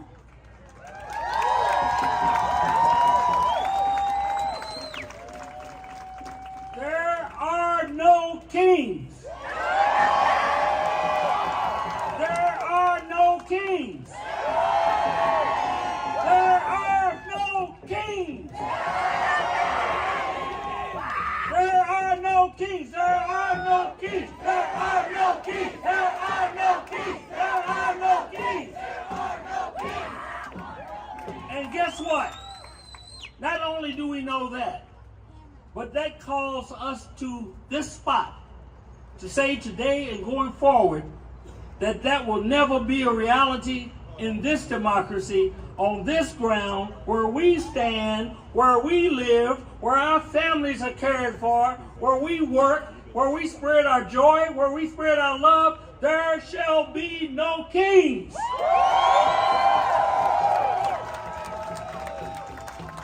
Now let me tell you something. I can stand here and recite everything was said here today, and I have to tell you, I can testify that it is all true. We all know what the problem is. But there's one fundamental piece I don't want you to forget. It's key. Because this is a shift in resources to work hard each and every day, to get up every day to protect their families, and to build upon those things that bring us together as a community. Think about it. It's a shift in those resources to those at the top, that small percentage, to consolidate power and leverage at that level. Make no doubt about it, is core to what's going on today. Now I want to say something to you. You know, people that I run into often come to me or call me or message to me, and they feel down. They feel defeated. They feel they have no place to go and there's nothing that they can do. But guess what? You are testimony to that is not the case. Our power is in our ability to come together. Our power is in our ability to take every step we can, whether it's small or whether it's large, at every opportunity that we can. Our power is our ability to connect with each other. So here is what I'm saying, and I want to share with you today. Don't leave here, and I doubt if you will leave here and fail to do this, but you must connect. This is about connecting. If you connect on small levels, on large levels, seize opportunities, and not out of hate, because this is not about hate. This isn't even about them, whoever them are.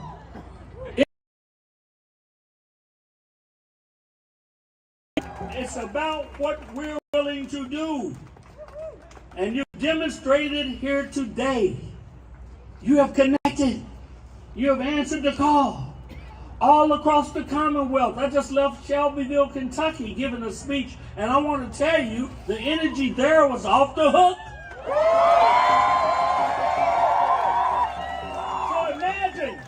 So imagine what's happening all across the United States of America. And understand that this is not just about the ground that we stand on. This is about the ground that our neighbors stand on across Kentucky.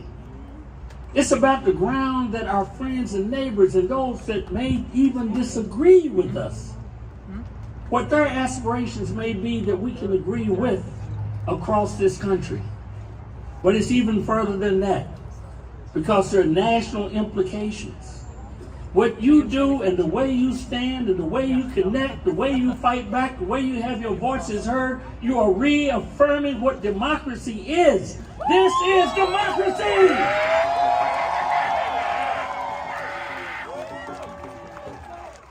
So I'm going to step down because I heard someone say, come up here and inspire our folk. No, you have inspired me. You have strengthened my resolve, and I thought it couldn't be strengthened anymore. That's what you've done for me. I want to thank you. I want to celebrate you. I want to let you know that we are together and we shall prevail because there are no kings.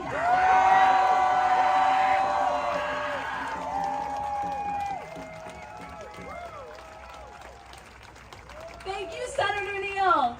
Now next up we have Dr. Amani and Phil from the Peace Dove.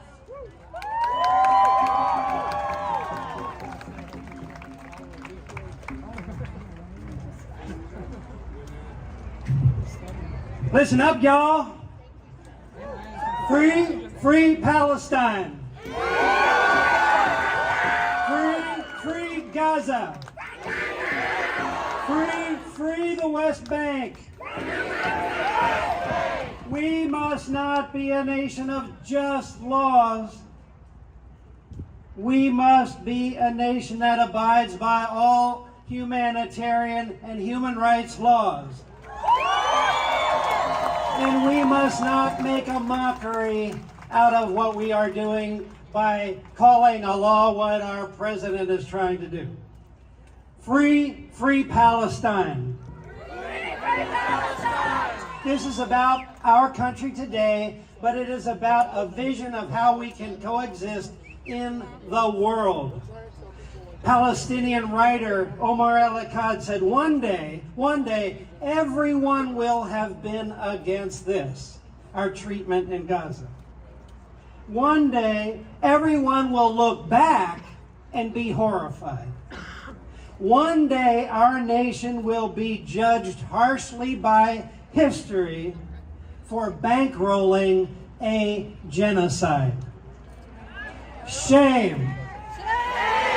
One day we will admit freely that we as a nation for 2 years did nothing. Shame. And for 77 as well. One day all will know that the United States funded one more war against indigenous people. One day, but not today. Not today. For 2 years, we have witnessed a live-streamed genocide. Gazans shot, bombed, killed under the rubble. Now, today, Palestinians in Gaza continue being literally starved and imprisoned with no due process. Not unlike our own legal system, but off the chain. Victims of a genocide, apartheid, and ethnic cleansing. We do celebrate that there's a ceasefire today. Yes, at least for 1 day or for 3, no bombs are getting dropped. But the systemic violence against Palestinians continues unabated. The chokehold, a chokehold of Palestinian life and culture by the Israeli government and its powerful friend, the United States of America, continues actually to tighten. In this country, to say free Palestine is considered an un-American and punishable act. Shame. In this country, to call for divestment of a U.S. corporate corporation partnering with Israel's military is targeted as a threat to U.S. foreign policy interests. Shame!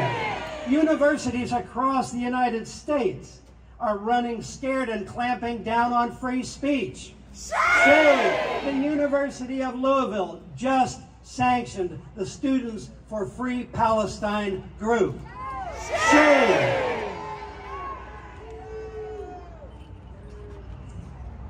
Yes, we celebrate that no bombs are dropping over Gaza today. But we resist the policies that support genocide, apartheid, and ethnic cleansing. We resist them. We resist them. We do not resist because we hate people. We resist because we love and love justice. We do not resist because we are anti-American. We resist because we are human beings. We do not resist because we want vengeance. We resist to stop the genocide of a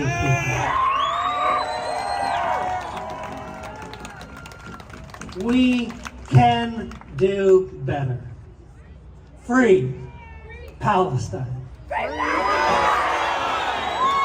Free Gaza. Free the West Bank. And now I have the honor of introducing Dr. Amani, who is the director and all-around amazing person who has fashioned an international humanitarian aid program. We have people explaining this on either side of the stage with QR codes and brochures to talk about the work that she and this organization have been doing since November 2023. Dr. Amani.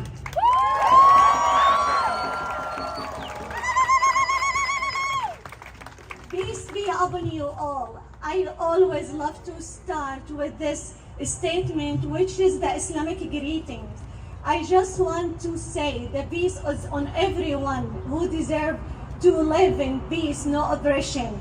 My name is Amani Kittani, and I have been proud to call Louisville as my home for many years. I counted my home, but also because of its spirit. Louisville is a place where people show up for one another.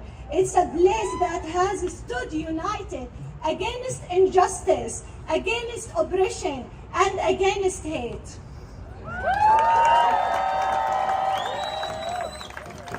Today, we have come together time and again for civil rights, for equity, and for community will always choose humanity, will always choose compassion. And that's why the peace does exist. The peace does exist from the community of Louisville, who decided to come together without any division. We have, all our members are volunteers. We have zero overhead administrative fee. We have zero employee in our organizations. All of us are volunteers from all colors, from all backgrounds, from all faith, from all ethnicities. We come together to tell the people no one can divide humanity. And we are here, even though we are far away, against all the policies of government, against any support of weapons. We are here today to support our people in Gaza. So we have our...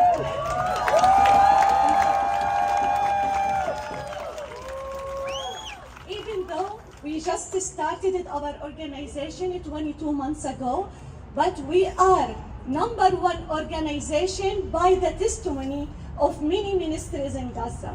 We did not stop a single day working and helping people in Gaza, while many other borders, we did not deal one day with all these kinds of governmental policies or borders. Whatever is available for Gaza, we deliver it to our people. So, what Peace Dove did so far in Gaza during the last 22 months, we built 6 shelters, and those shelters, each one have like about 600 families. Also, we built 5 bakeries. We built 4 schools. All of them are certified by UNICEF and the Education Ministry of Gaza. So all our seniors who graduated this year will be able to continue their schools with colleges.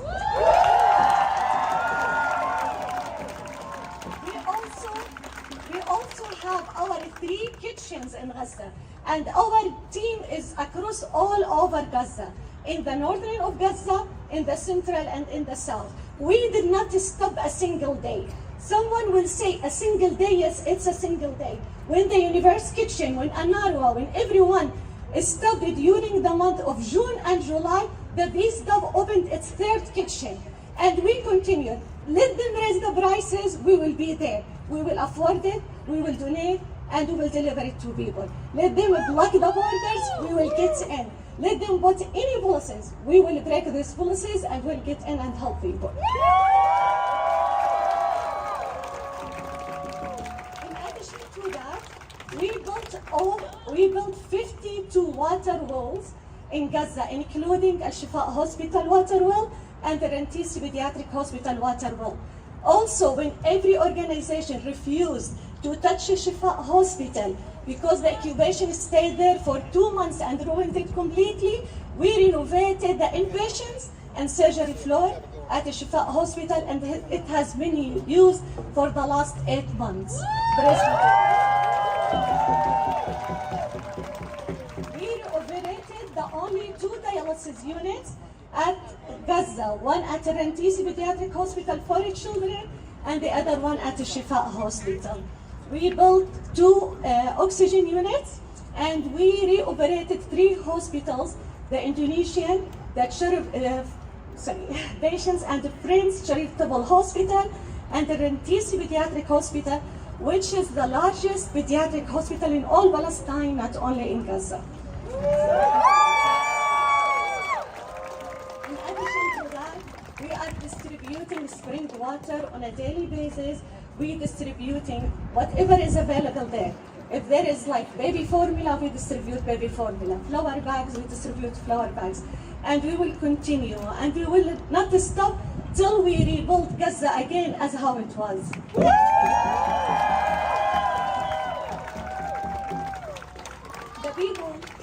The people of Gaza has all the capabilities. All of them are educated, hard worker, dedicated, passionate. They don't need our pity at all. They need our support. They want our action. They need us to stand with them and scatter. So everyone has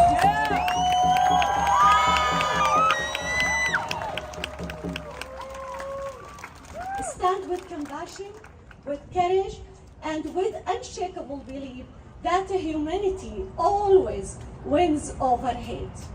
Because no government, no empire, and no king can silence the people united in love and purpose. So we will stay together as a one family. Thank you so much.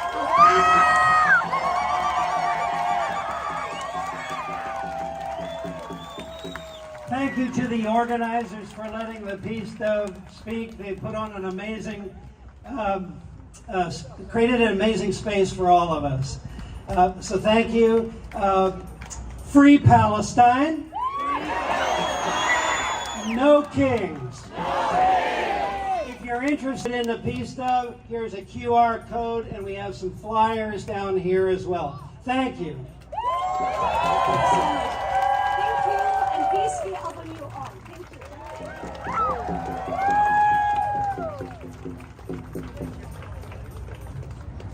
All right, thank you, Peace Dove. Now, next up, we'll have a couple words from State Representative Lisa Wilner.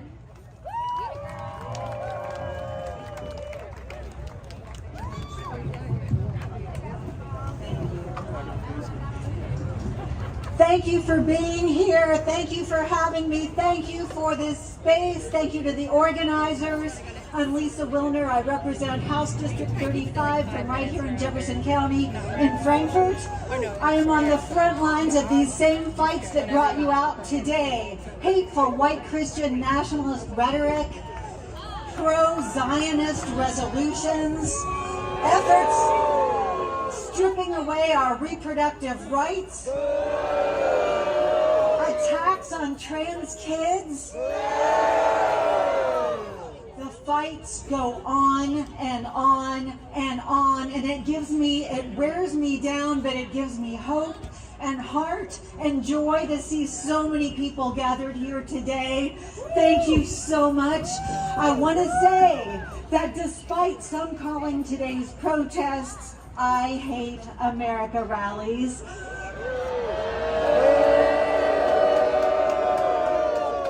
I can think of nothing more profoundly American than being here today. Exercising our hard-won First Amendment rights, our constitutional rights to assemble peaceably, to speak up, to speak out, and to speak truth to power. So many days I am reminded of a quote that I love from the great author James Baldwin. I love America more than any other country in the world, and exactly for this reason, I insist on the right to criticize her perpetually.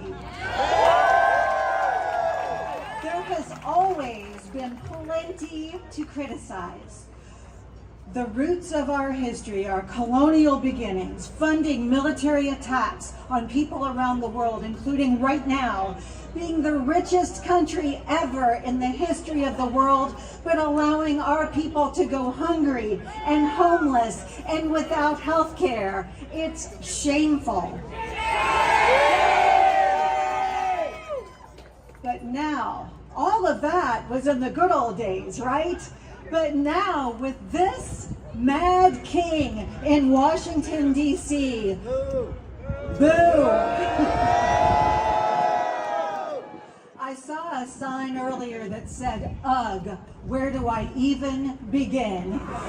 And that about sums it up. But here are some of the things where I will begin. My daughter, my daughter-in-law, my granddaughter having fewer rights over their own bodies than I did. Shame. Attacks on our most vulnerable, the elderly, trans kids, Black and brown people, our immigrant friends and neighbors. Shameful. The daily rewriting of our complicated history. Shameful. Unfettered censorship and attempts to take over our universities. The firing of comedians for speaking truth to power. Shameful. Overturning state bans on conversion therapy. Shameful.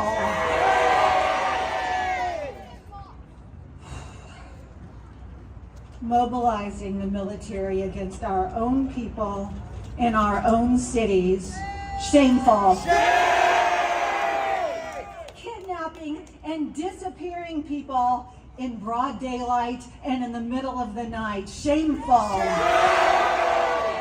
The threat of gutting the Voting Rights Act, running roughshod over the U.S. Constitution and the rule of law, shredding the social safety net, a direct assault on seniors, children, the working poor, and on all of us. Shameful. Allowing active military and federal workers to go unpaid while work proceeds on a gilded ballroom that not one of us asked for. Shameful. But we're here today, and we will continue to come together because we must. We must bear witness. We must speak up. We must join hands. We must stand together and we will win. We must stand together and we will win. We must stand together and we will win.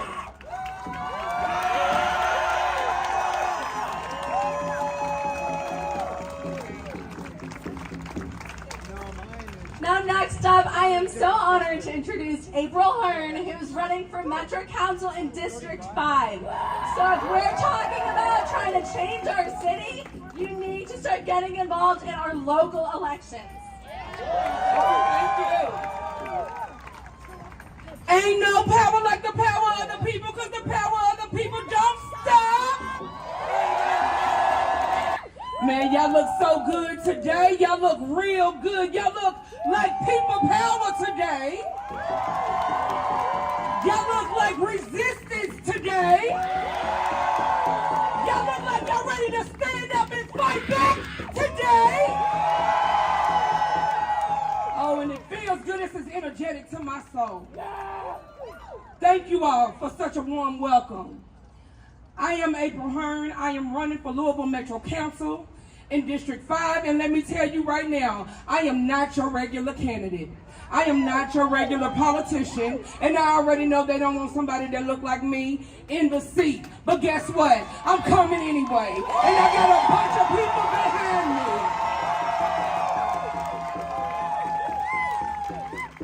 I am here today at this No Kings rally because I know, matter of fact, we all know a fundamental truth, and that is in America, in Louisville, we do not pledge allegiance to a crown or a ruler.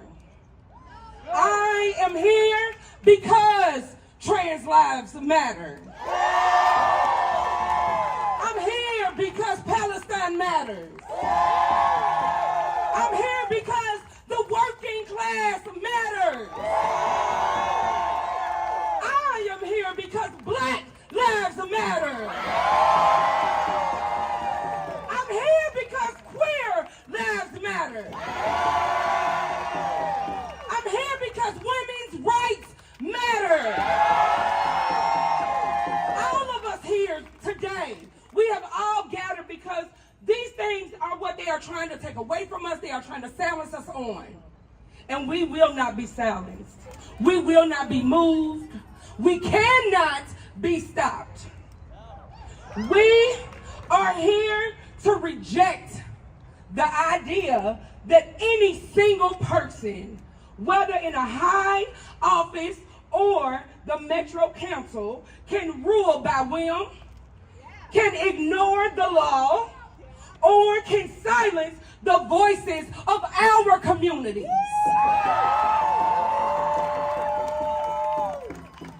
The very spirit of No Kings is the spirit of true democracy. Let me hear you say, this is what democracy looks like. This is what democracy looks like. And it starts right here. In gatherings where all people come together to say, enough is enough. I am your neighbor. And I am an activist that is running for Louisville Metro Council. They want me to hide that. They don't want me to stand on that. But I'm going to tell you why more activists like me need to run for these local elections. Because we speak truth to power.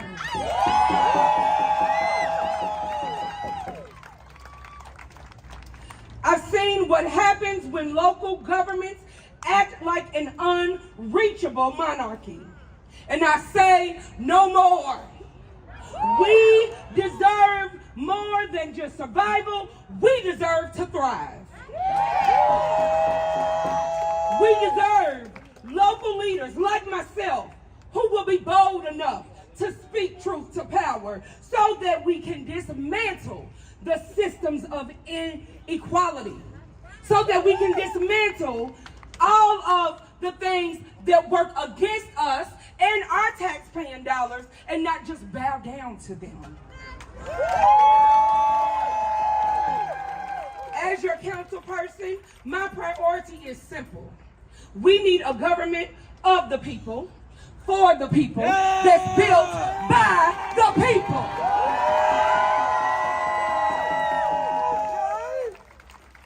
We need real community care. Bruce keeps blocking my shot. And that means no more kings of poverty. We will fight for working class people. No more kings of neglect. We will demand full accountability. No more kings of division. We need true public safety. Fuck ICE! This is not just a campaign. This is a movement to restore, protect, and elevate our city. If we stand together, we will prove that the power truly belongs to the people. All power to the people. All power to the people. Now, if you want to help somebody like me get into a seat to help the most underserved district in Louisville Metro Council, we're talking about the deepest part of the West End that you can get. Shawnee, Chickasaw, Portland, Russell. Yeah. You come see me when I step up the stage so you can learn how to help the campaign to elect April Hearn for Louisville Metro Council District 5. Thank you.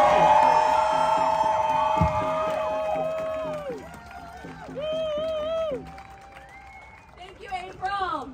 Now next up we have Councilmember JP Leninger, who's part of LDSA and also my Metro Council representative. Thank you, Sophie. Yes, I am on the Louisville Metro Council. I am a proud Democratic Socialist. I am proud to organize with Louisville DSA because I believe in expanding democracy in our lives. Democracy in our unresponsive government. Democracy in our workplace and in the economy. Democracy in our very homes. We must build a movement to fight for these things because, as other people have mentioned, they are slipping away what democracy we did have. They want us to believe, to act like it's normal that people are snatched off the streets. Is it normal? No!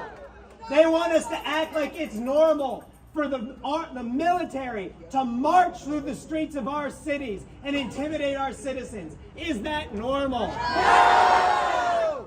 They want us to feel like it's normal for them to change the rules of our elections, for them to pick their electorates, for them to redistrict in the middle of terms. Is that normal? No! It's not normal. And what it is making our government illegitimate. It is making our government illegitimate. We cannot act like this is business as usual, that this is normal. Because if we do, everything is going to be taken from us. Our ability to fight back. We still have power, and we have to use that power while we can. Some of our speakers earlier talked about a general strike, that we can't do that today. But we can do it in the future. That's not gone yet.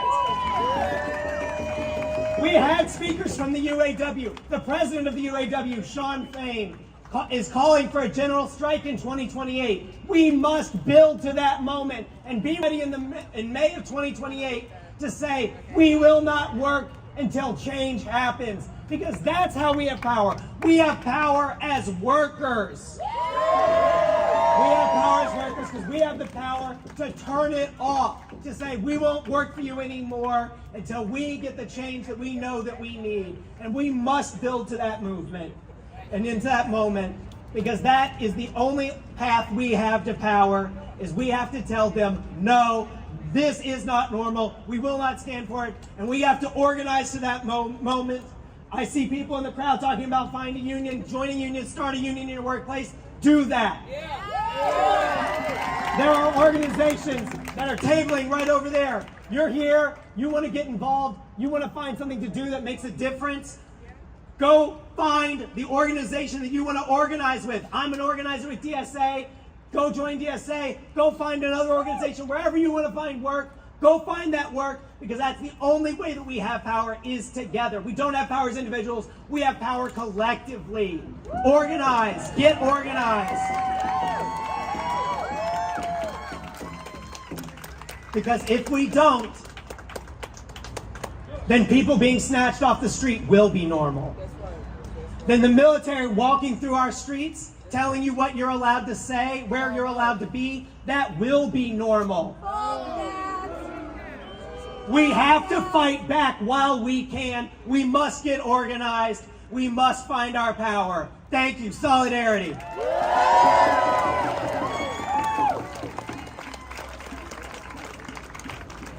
All right, everyone. So now we're getting to our favorite part of our rally. So on behalf of all of the organizers, and that is the open mic. Now, we are running a little bit behind schedule. Thank you guys for staying out here so long. It is 5 o'clock. If you have to go, that's okay. Just be mindful. There were a couple counter protesters out front. Our safety team's on it, but just don't engage if you're walking out and you see someone.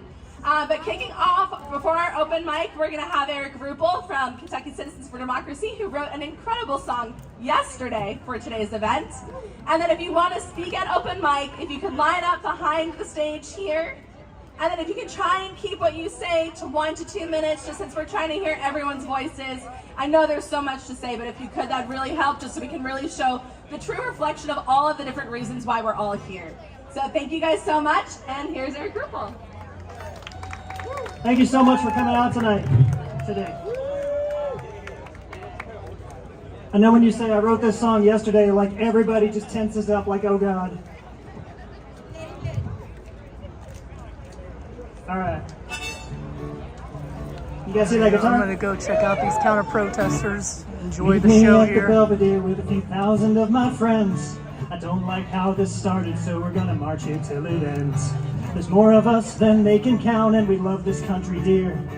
They can't put this down, and we say no kings, no fear, not here.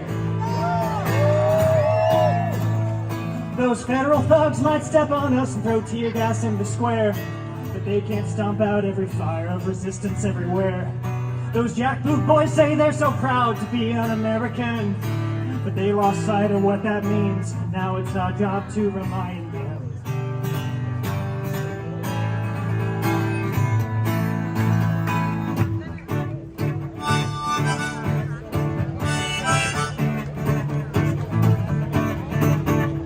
Whether you're red, brown, black, or white, Muslim, Christian, or a Jew, just getting groceries after work, they're coming after you.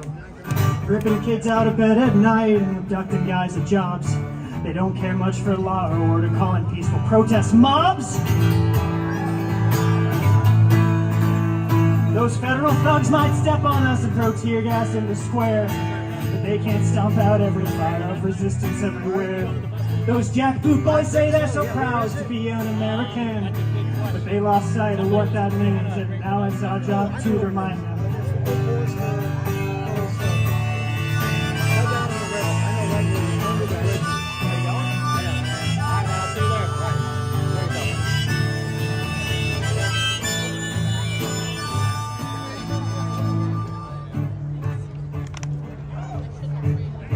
They tried to claim my God is there. Did you Jesus was salt and light?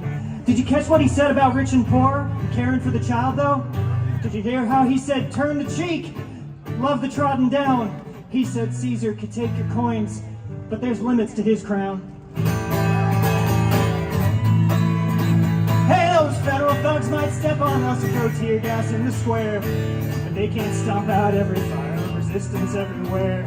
Those jackboot boys say they're so proud to be an American, but they lost sight of what that means, and we gotta remind them, y'all.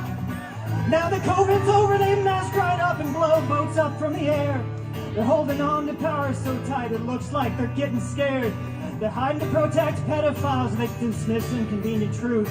The emperor lost his clothes back there. He don't speak for me or you.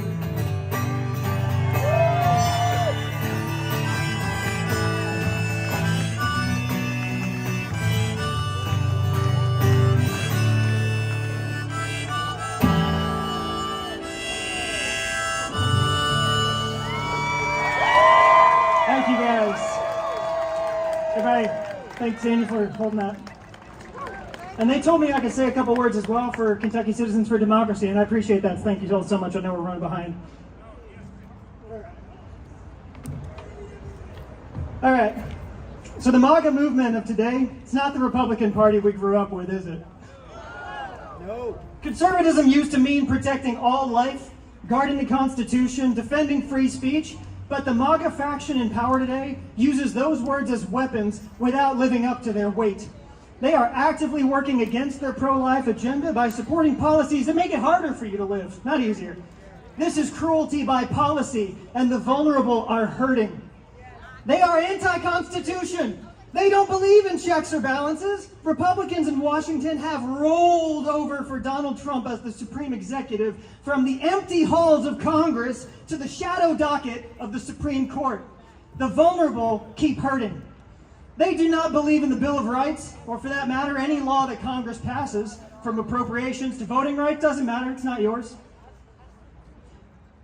They don't believe you have the right to free speech or peaceable assembly. If you speak up to try to tell the world that Donald Trump is a corrupt, inept, morally repugnant, wannabe dictator king.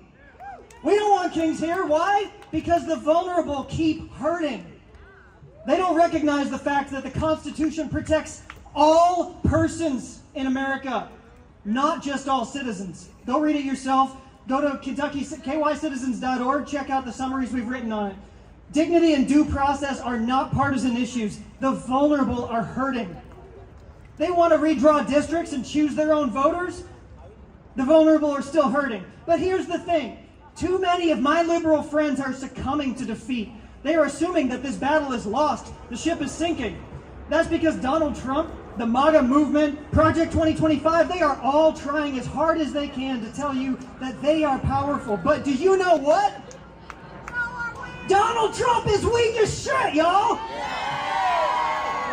Their tough words, executive actions that keep getting overturned by the courts, they show how pathetic his hold is on America, because America rejects cruelty and corruption at every turn when we come around to it eventually. This place, all these free people, even our crippled institutions are not so easily put down. This administration wants you to think it's strong every time it invades a new city, every time it bombs a boat, every time it shakes down another CEO, but their repression will be their undoing, because every time they press down, we press out. Because the vulnerable are hurting. We have to keep fighting for them.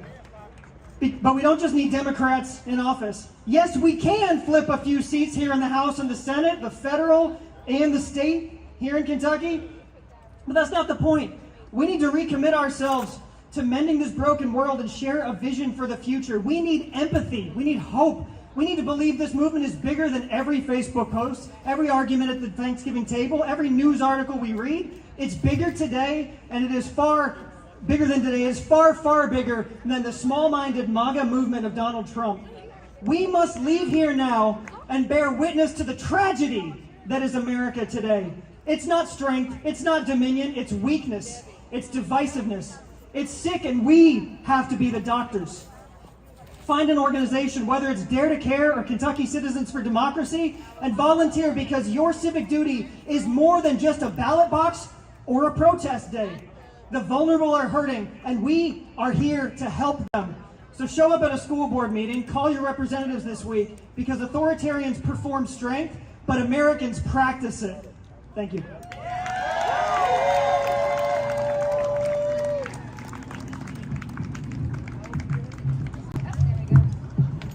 Let's give him one more round of applause, you guys. Yeah! All right, so our next part of the event is our open mic. It is one of my favorite things because we get to hear from you all. We want to give you all a space to where if you have something to say, you can say it. And so if you would like to participate and you would like to speak, I need you to come over here and line up over here where this little line's already started. And then when it's your turn, we'll get you. But like I said, it's one of my favorite things because you can hear from all of us, but we want to hear from you all as well. So give yourself a round of applause for hanging out. Yeah. All right, our first person that we're going to have come up is Elizabeth, and she is one of our organizers for 5051. And she's got something to say, so let's bring her on up. Give her a round of applause, yeah!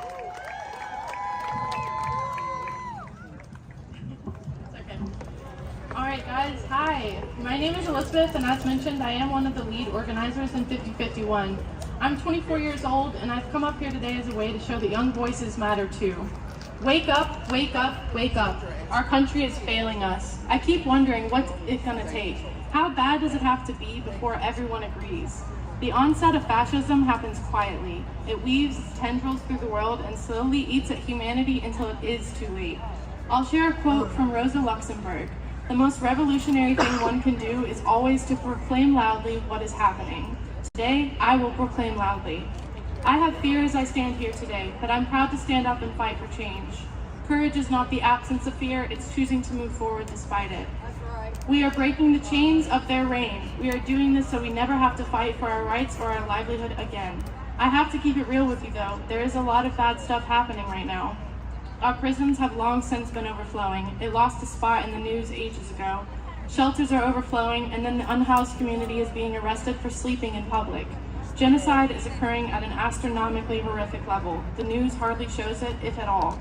But yet, the federal government continues to fund this tragedy, enabling a country that isn't even ours to rain down a hell on the Palestinians in Gaza every single day. Police and ICE agents are ruthlessly targeting our Black, brown, and immigrant communities. Our LGBTQ+ community has never been protected. Legalizing gay marriage was the smallest move that could have been made for our community. There is so much more to be done. Lives are being lost and laughed at or ignored. I'm afraid it's already too late with how comfortable people already are with their fate. We need action now. Being a face in the crowd of a protest is not enough. Start being comfortable with the uncomfortable. They're dehumanizing us piece by piece. Just because it hasn't fully impacted you yet, it will. They are coming for every single right we have that doesn't benefit them. One of the most recent and reality-checking events that happened is free speech beginning to be censored and suppressed. Now, millions of people canceled subscriptions and made multiple networks lose stocks. This thankfully resulted in these talk shows and hosts being reinstated. That is the voice of resistance. However, that was only the beginning. We have to show the same solidarity and resistance to everything before it's too late. We have so much power in community, and we must join together and face this regime head first. Now is not the time to sit back and wait for things to get worse. Things are getting worse every single day. If we don't dig deep and fight now, too late will be here before you know it. We cannot look away. We cannot pretend it's too complicated. Raise hell. Show up. Speak up. Let your free speech be heard. It deserves to be heard. If you're tired, it's because you're supposed to be. Exhaustion is by design. The system benefits when you're too tired to fight. Do not mistake fatigue for failure. They are trying to criminalize our very actions today.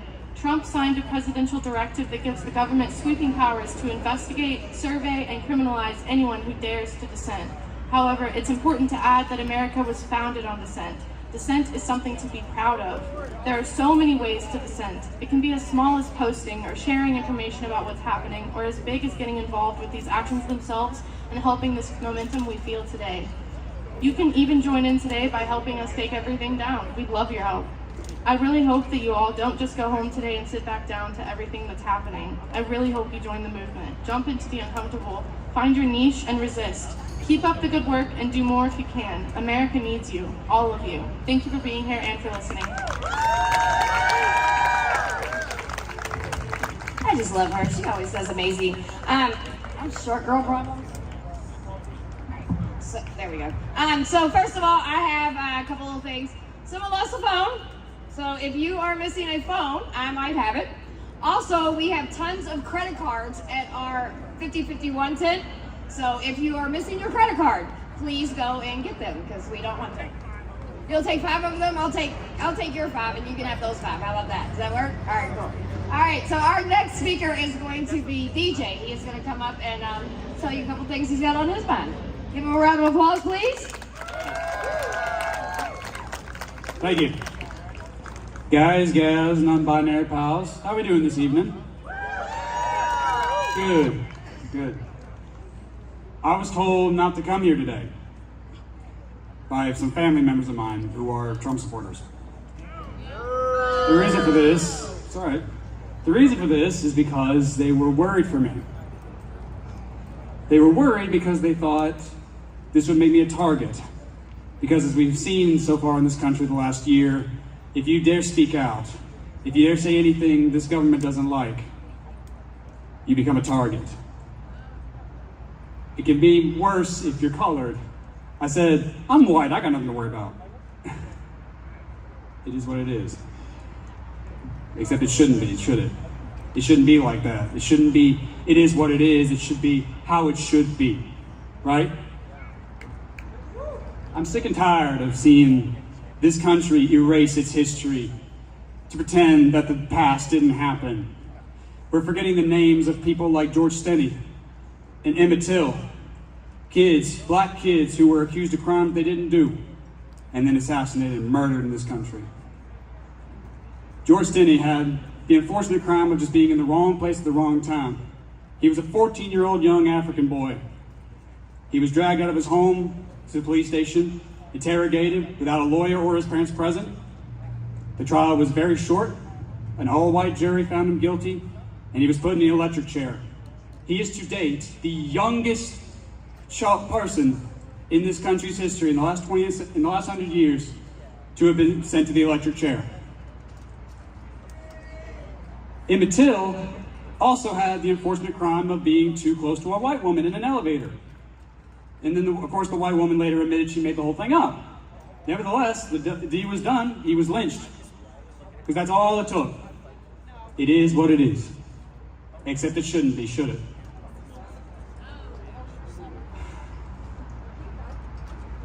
My friends, right now we are... Sorry, I'm a bit nervous here.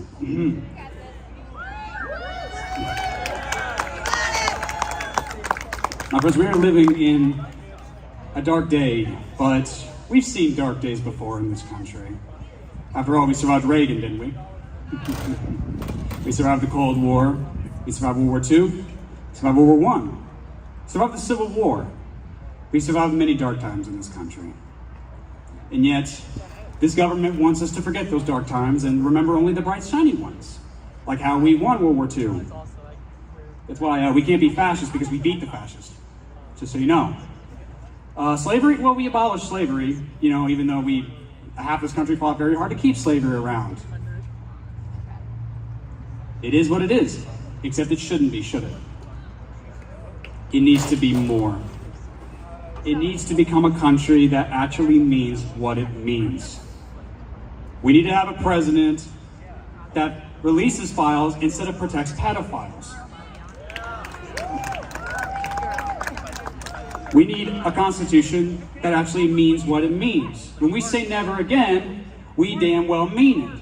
We don't just stop with the Jews. We mean it for the Palestinians. We mean it for those in Congo. We mean it for those in Sudan. We mean it for those in Tigray. We mean it for everybody. When we say never again, we gotta damn well mean it. We can't just make exceptions for this. But no, we live in a country where if you speak up for Palestinian people, you're seen as a terrorist. If you just shrug when a podcaster gets assassinated, you could lose your job. Meanwhile, if you're seen saying, oh, it's great to be a Nazi, literally, at a freaking text message, you're just a kid, just goofing off, no big deal. I'm sorry, I'm getting the time, I gotta wrap it up. My point is, it is what it is, except it shouldn't be, should it? No, we need to fight to make this better. I was told not to come here today, and I need to respect those in power. Well, all I have to say about that is that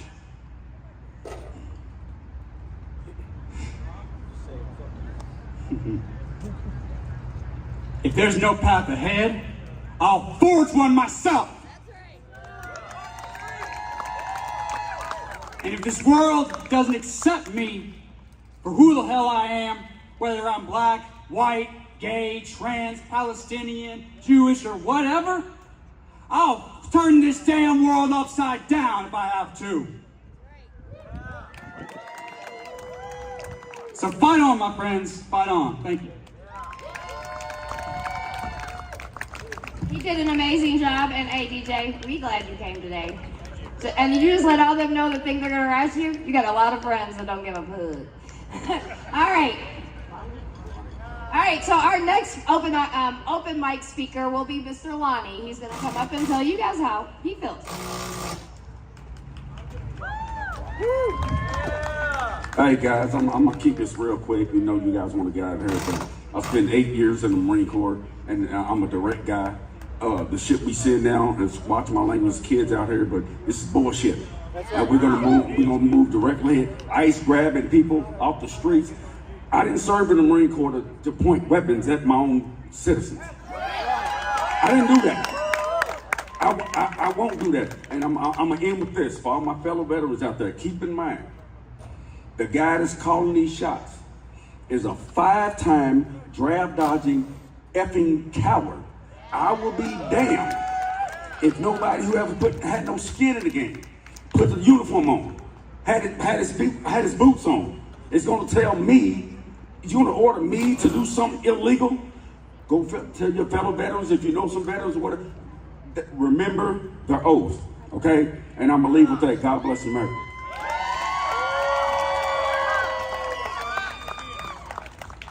All right, thank you so much, and thank you for your service. And I want to say thank you to the service for all of our veterans that are out here today. If we can give them a round of applause, please. Thank you very much. All right, our next wonderful open mic speaker is Miss Drew. She's going to come up and tell us what she has on her mind. Come on up. Thank you so much. My name is Drew from CPUSA. I just wanted to make a few points. Our comrades on the mic today make important points on the urgency of organizing around the current administration, and it is urgent. Our neighbors are being abducted before our eyes, without due process, stolen from their homes and loved ones by nameless, faceless ICE agents carrying out state-sponsored racialized terrorism. Hard-fought, bloodily won, bare minimum protections for the most vulnerable members of our communities are struck down as quickly as ink dries from a presidential pen. Genocidal policy implemented domestically and funded abroad. In the particular sea of Americana iconography we've seen today, we share sentiments on democracy, justice, and maintaining freedoms. It's worth mentioning, though, that prior to Donald Trump, Project 2025, or any contemporary political affiliations, the United States of America was familiar with overt white supremacy and using authoritarian means to implement like-minded policy. Be that the still unrectified horrors of chattel slavery, our history of codified eugenicist legislation, or the fact that this is not even the third or fourth distinct period of unjust and wildly unconstitutional internment facilities constructed in America's relatively short tenure. These examples are not rare, unpleasant instances in otherwise spotless systems. Rather, they contest notions that Donald Trump is a singular disease, or that this current administration employs all manner of evils never before seen. We are living in the symptoms and side effects of all of the worst things the West hides from itself. And after today, the rest of us will leave here from where we're gathered now. We'll go home, and this will still be the state of things. The only difference is you and I will not be in a crowd full of people aligned on at least some of these matters. The Supreme Court will still be gearing up to attack the Voting Rights Act, the same passed in 1965, that an unknowable number of organizers were lynched or otherwise assassinated to secure. More locally, the same gentrification projects that culminated in Breonna Taylor's murder are still ongoing. Students are being arrested for speaking freely, and ICE is still ramping up in-state operations to abduct and conveniently misplace our fellow Kentuckians. In short, I think we exist in a moment balancing on the knife's edge of our potential and our past. We can be history doomed to repeat again, where the most vulnerable of us suffer the brunt, or we can reckon with ourselves, where we've been, and maybe bodily take some control over where we're going. The arc of history is long, and I have to believe that it bends towards justice. Thank you.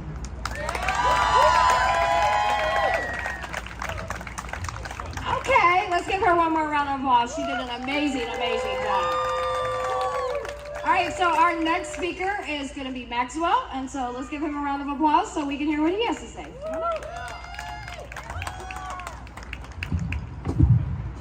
Hi there, friends. So I didn't really prepare anything, and I'm not used to speaking at political events. I see that a lot of the crowd is dispersed, and I find that interesting because I think that the average people probably have a lot to say, and I think a lot worth to hear. But like the past speaker had a lot to say that I was planning on saying. But I wanted to leave you with something that I kind of thought was important. I came here kind of on a whim, not because I'm against protesting, but just because I had some plans that fell through. And I gotta be honest, I'm not gonna lie to y'all.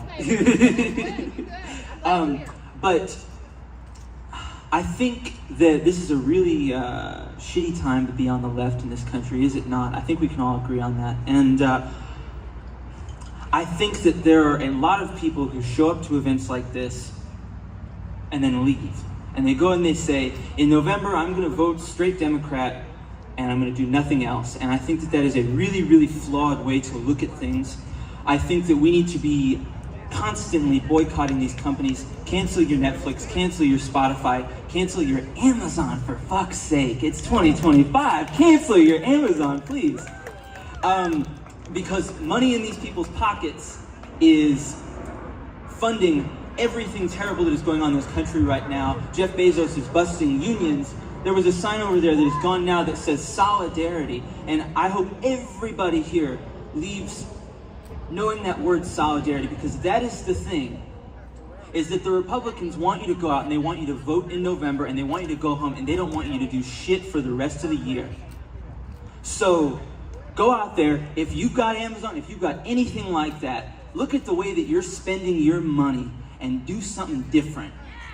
And support the motherfuckers that are doing good shit over here. And think about that word solidarity, because my whole family comes from Eastern Kentucky, Whitesburg, that kind of area, and that is a union town. They call some of that area Bloody Harlan, Kentucky. And if you look historically why they call it that, it is because there was a war fought there for our right to organize.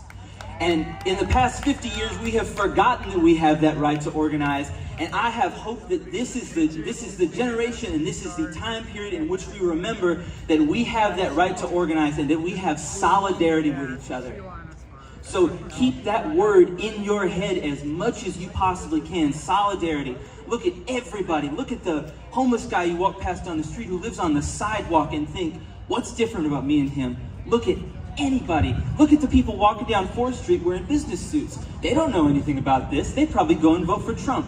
But think, okay, well, why are they doing what they're doing? How can I get them on my side, on the side of empathy? So that's all I got. Solidarity forever, right?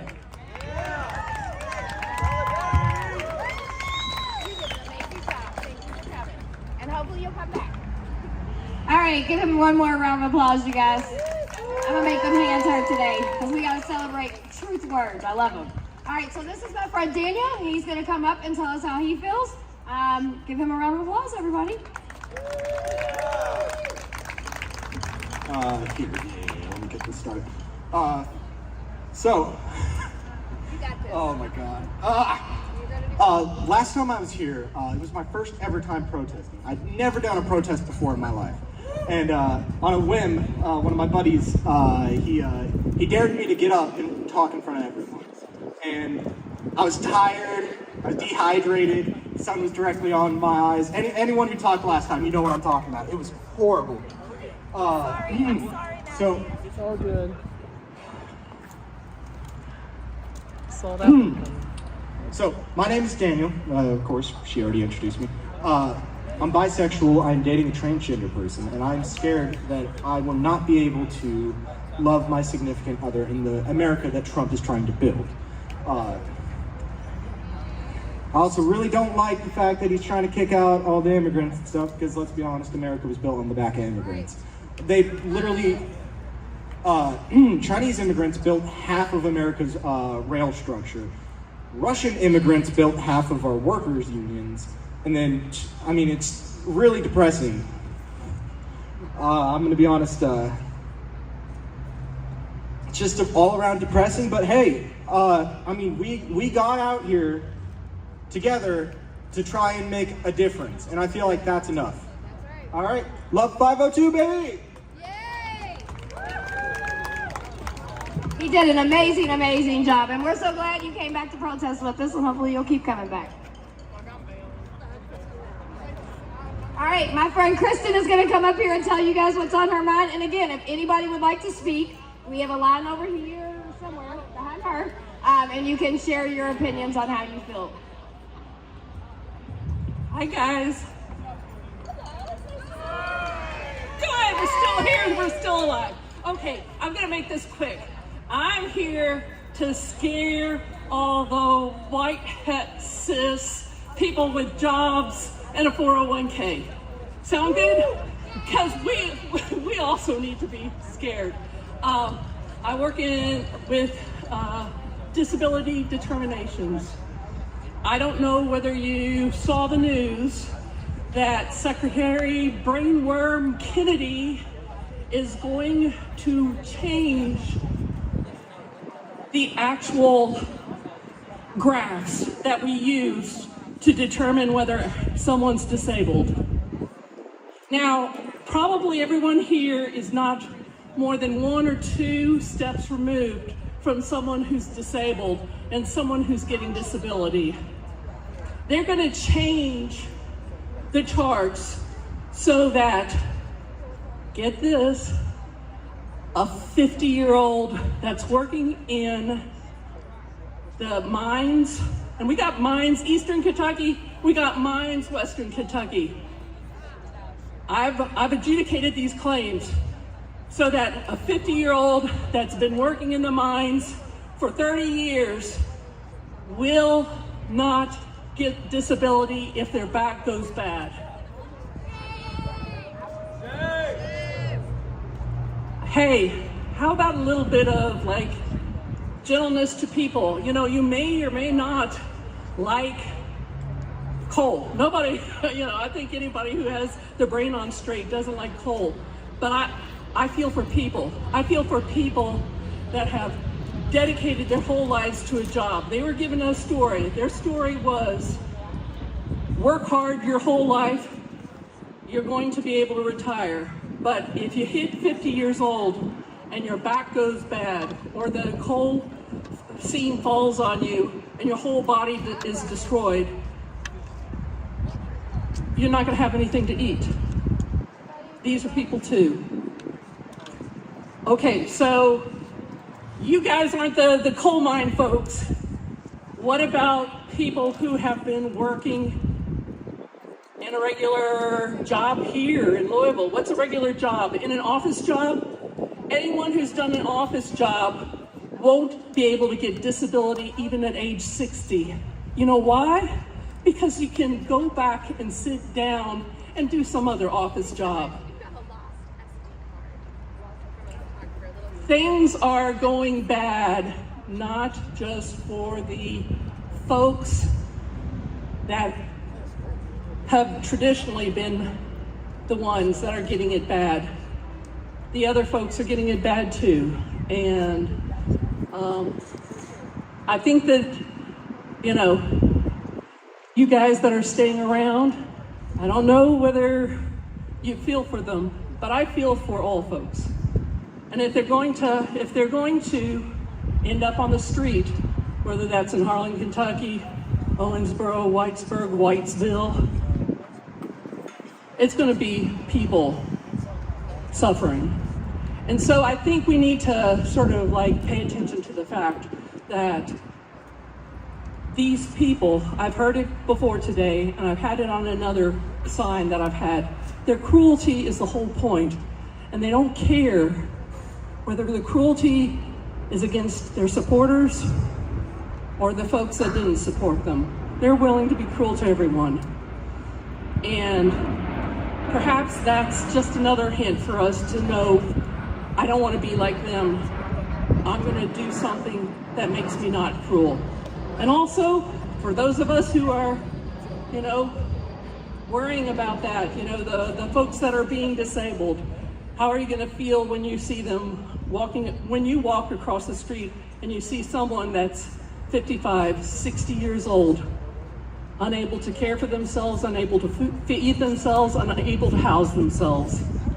It's bad stuff. So yeah, This goes all across the board, and I think that's what I got to say. Thank you, guys.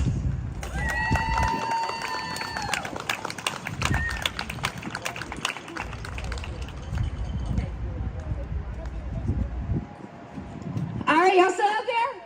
Come on, yeah, I know. It's a long day, but y'all hanging in, y'all some troopers.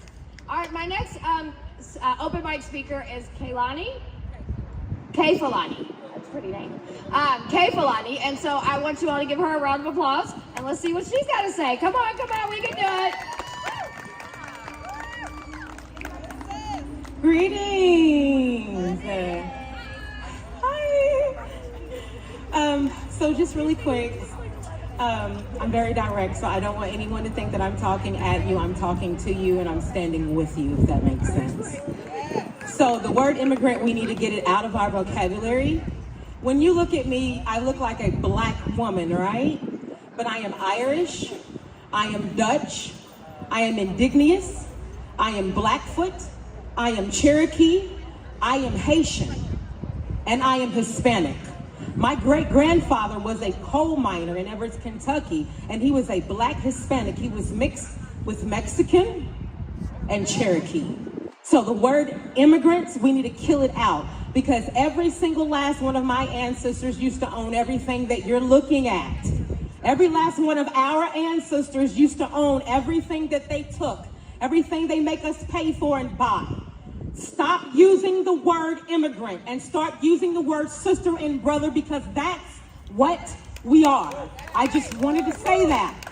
The word immigrant does not exist, and there is a very low vibrational frequency associated with that word. And stop singing No Kings, because the original kings and queens would not have ran their land this way. The original kings and queens talked to animals. They were one with the earth. They loved the trees. They respected the insects. They respected the laws of nature. They traded and bartered with each other. Everybody took their gift and made it work to build a community. That's how an empire is ran. He's not a king that's a coward. He's not a king that's a coward. Do not let them confuse our history. When we had real kings and queens, it was not ran like that, and we are not talking about the garbage that they feed us in educational systems, because it's a lie, okay? And then secondly, I wanted to give you all this, and I'm gonna step off this stage. I did my soul because I didn't like the way things were going, so music, poems, arts is the way I express myself. So if you hear the mention of rappers, just please excuse that, because again, I do rap as well, and it was not only a message for the people, it was a message for the people putting out the wrong kinds of music for our kids, right? How come girls and boys both wear skinny jeans? I'm so confused. Basketballs and murder scenes the only time we on the news. The government is pimps and we the tricks, and I feel used. Come on now. Because we founded this land first, and I feel abused.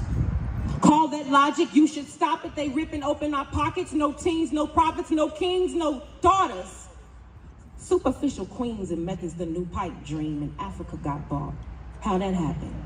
That almost made me quit rapping. I be rapping like a stampede is about to happen. Your favorite rapper is crapping. Y'all don't see what's happening. So here's a dose of reality. Find that. Go on the corner, see somebody sitting down on the ground. You just turn yourself around. Put your change in your pocket, my brother, sister. You should stop it.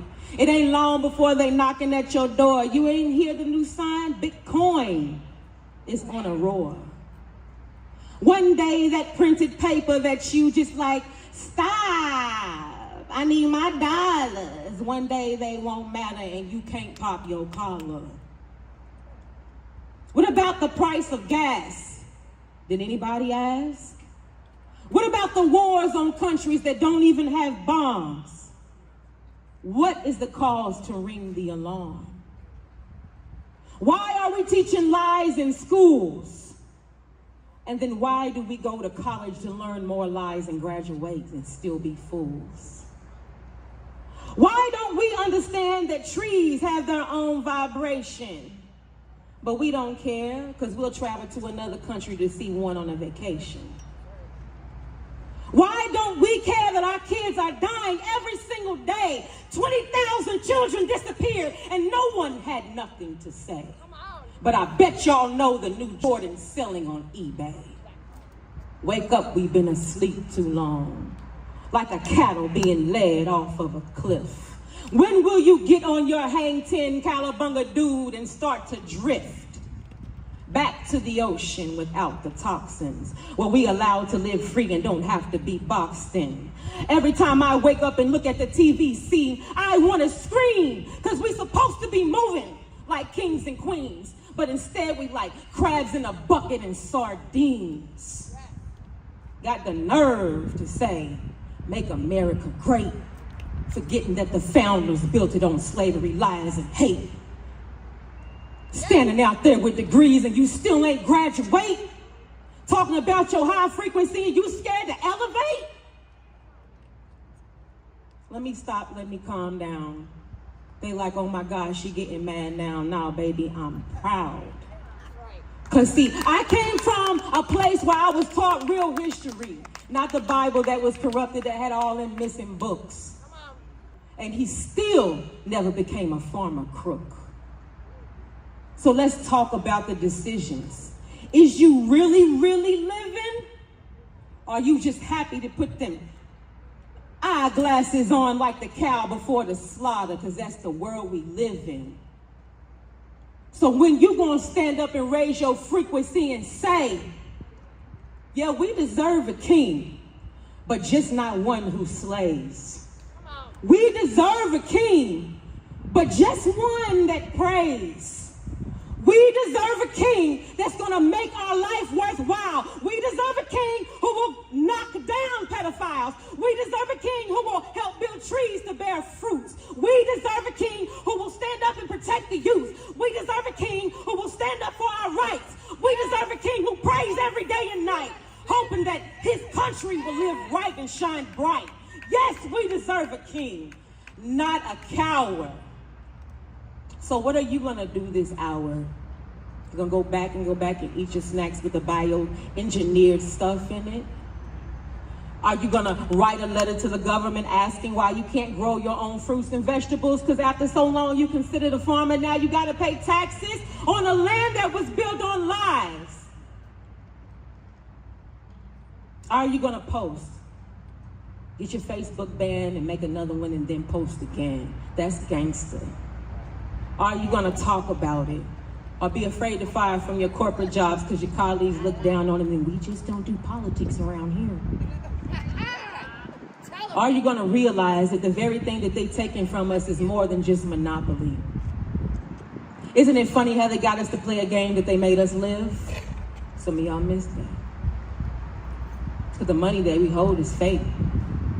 Monopoly money. When will you levitate? Yes!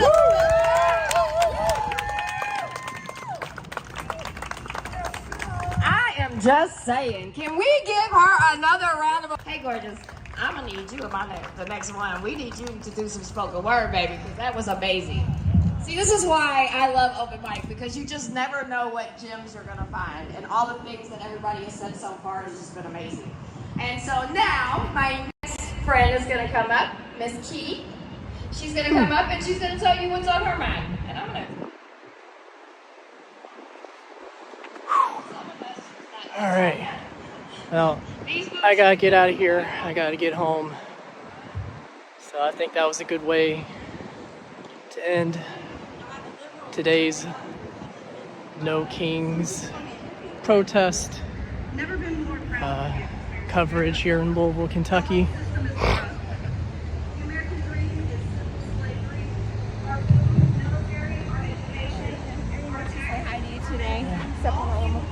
I'm surviving. Yeah.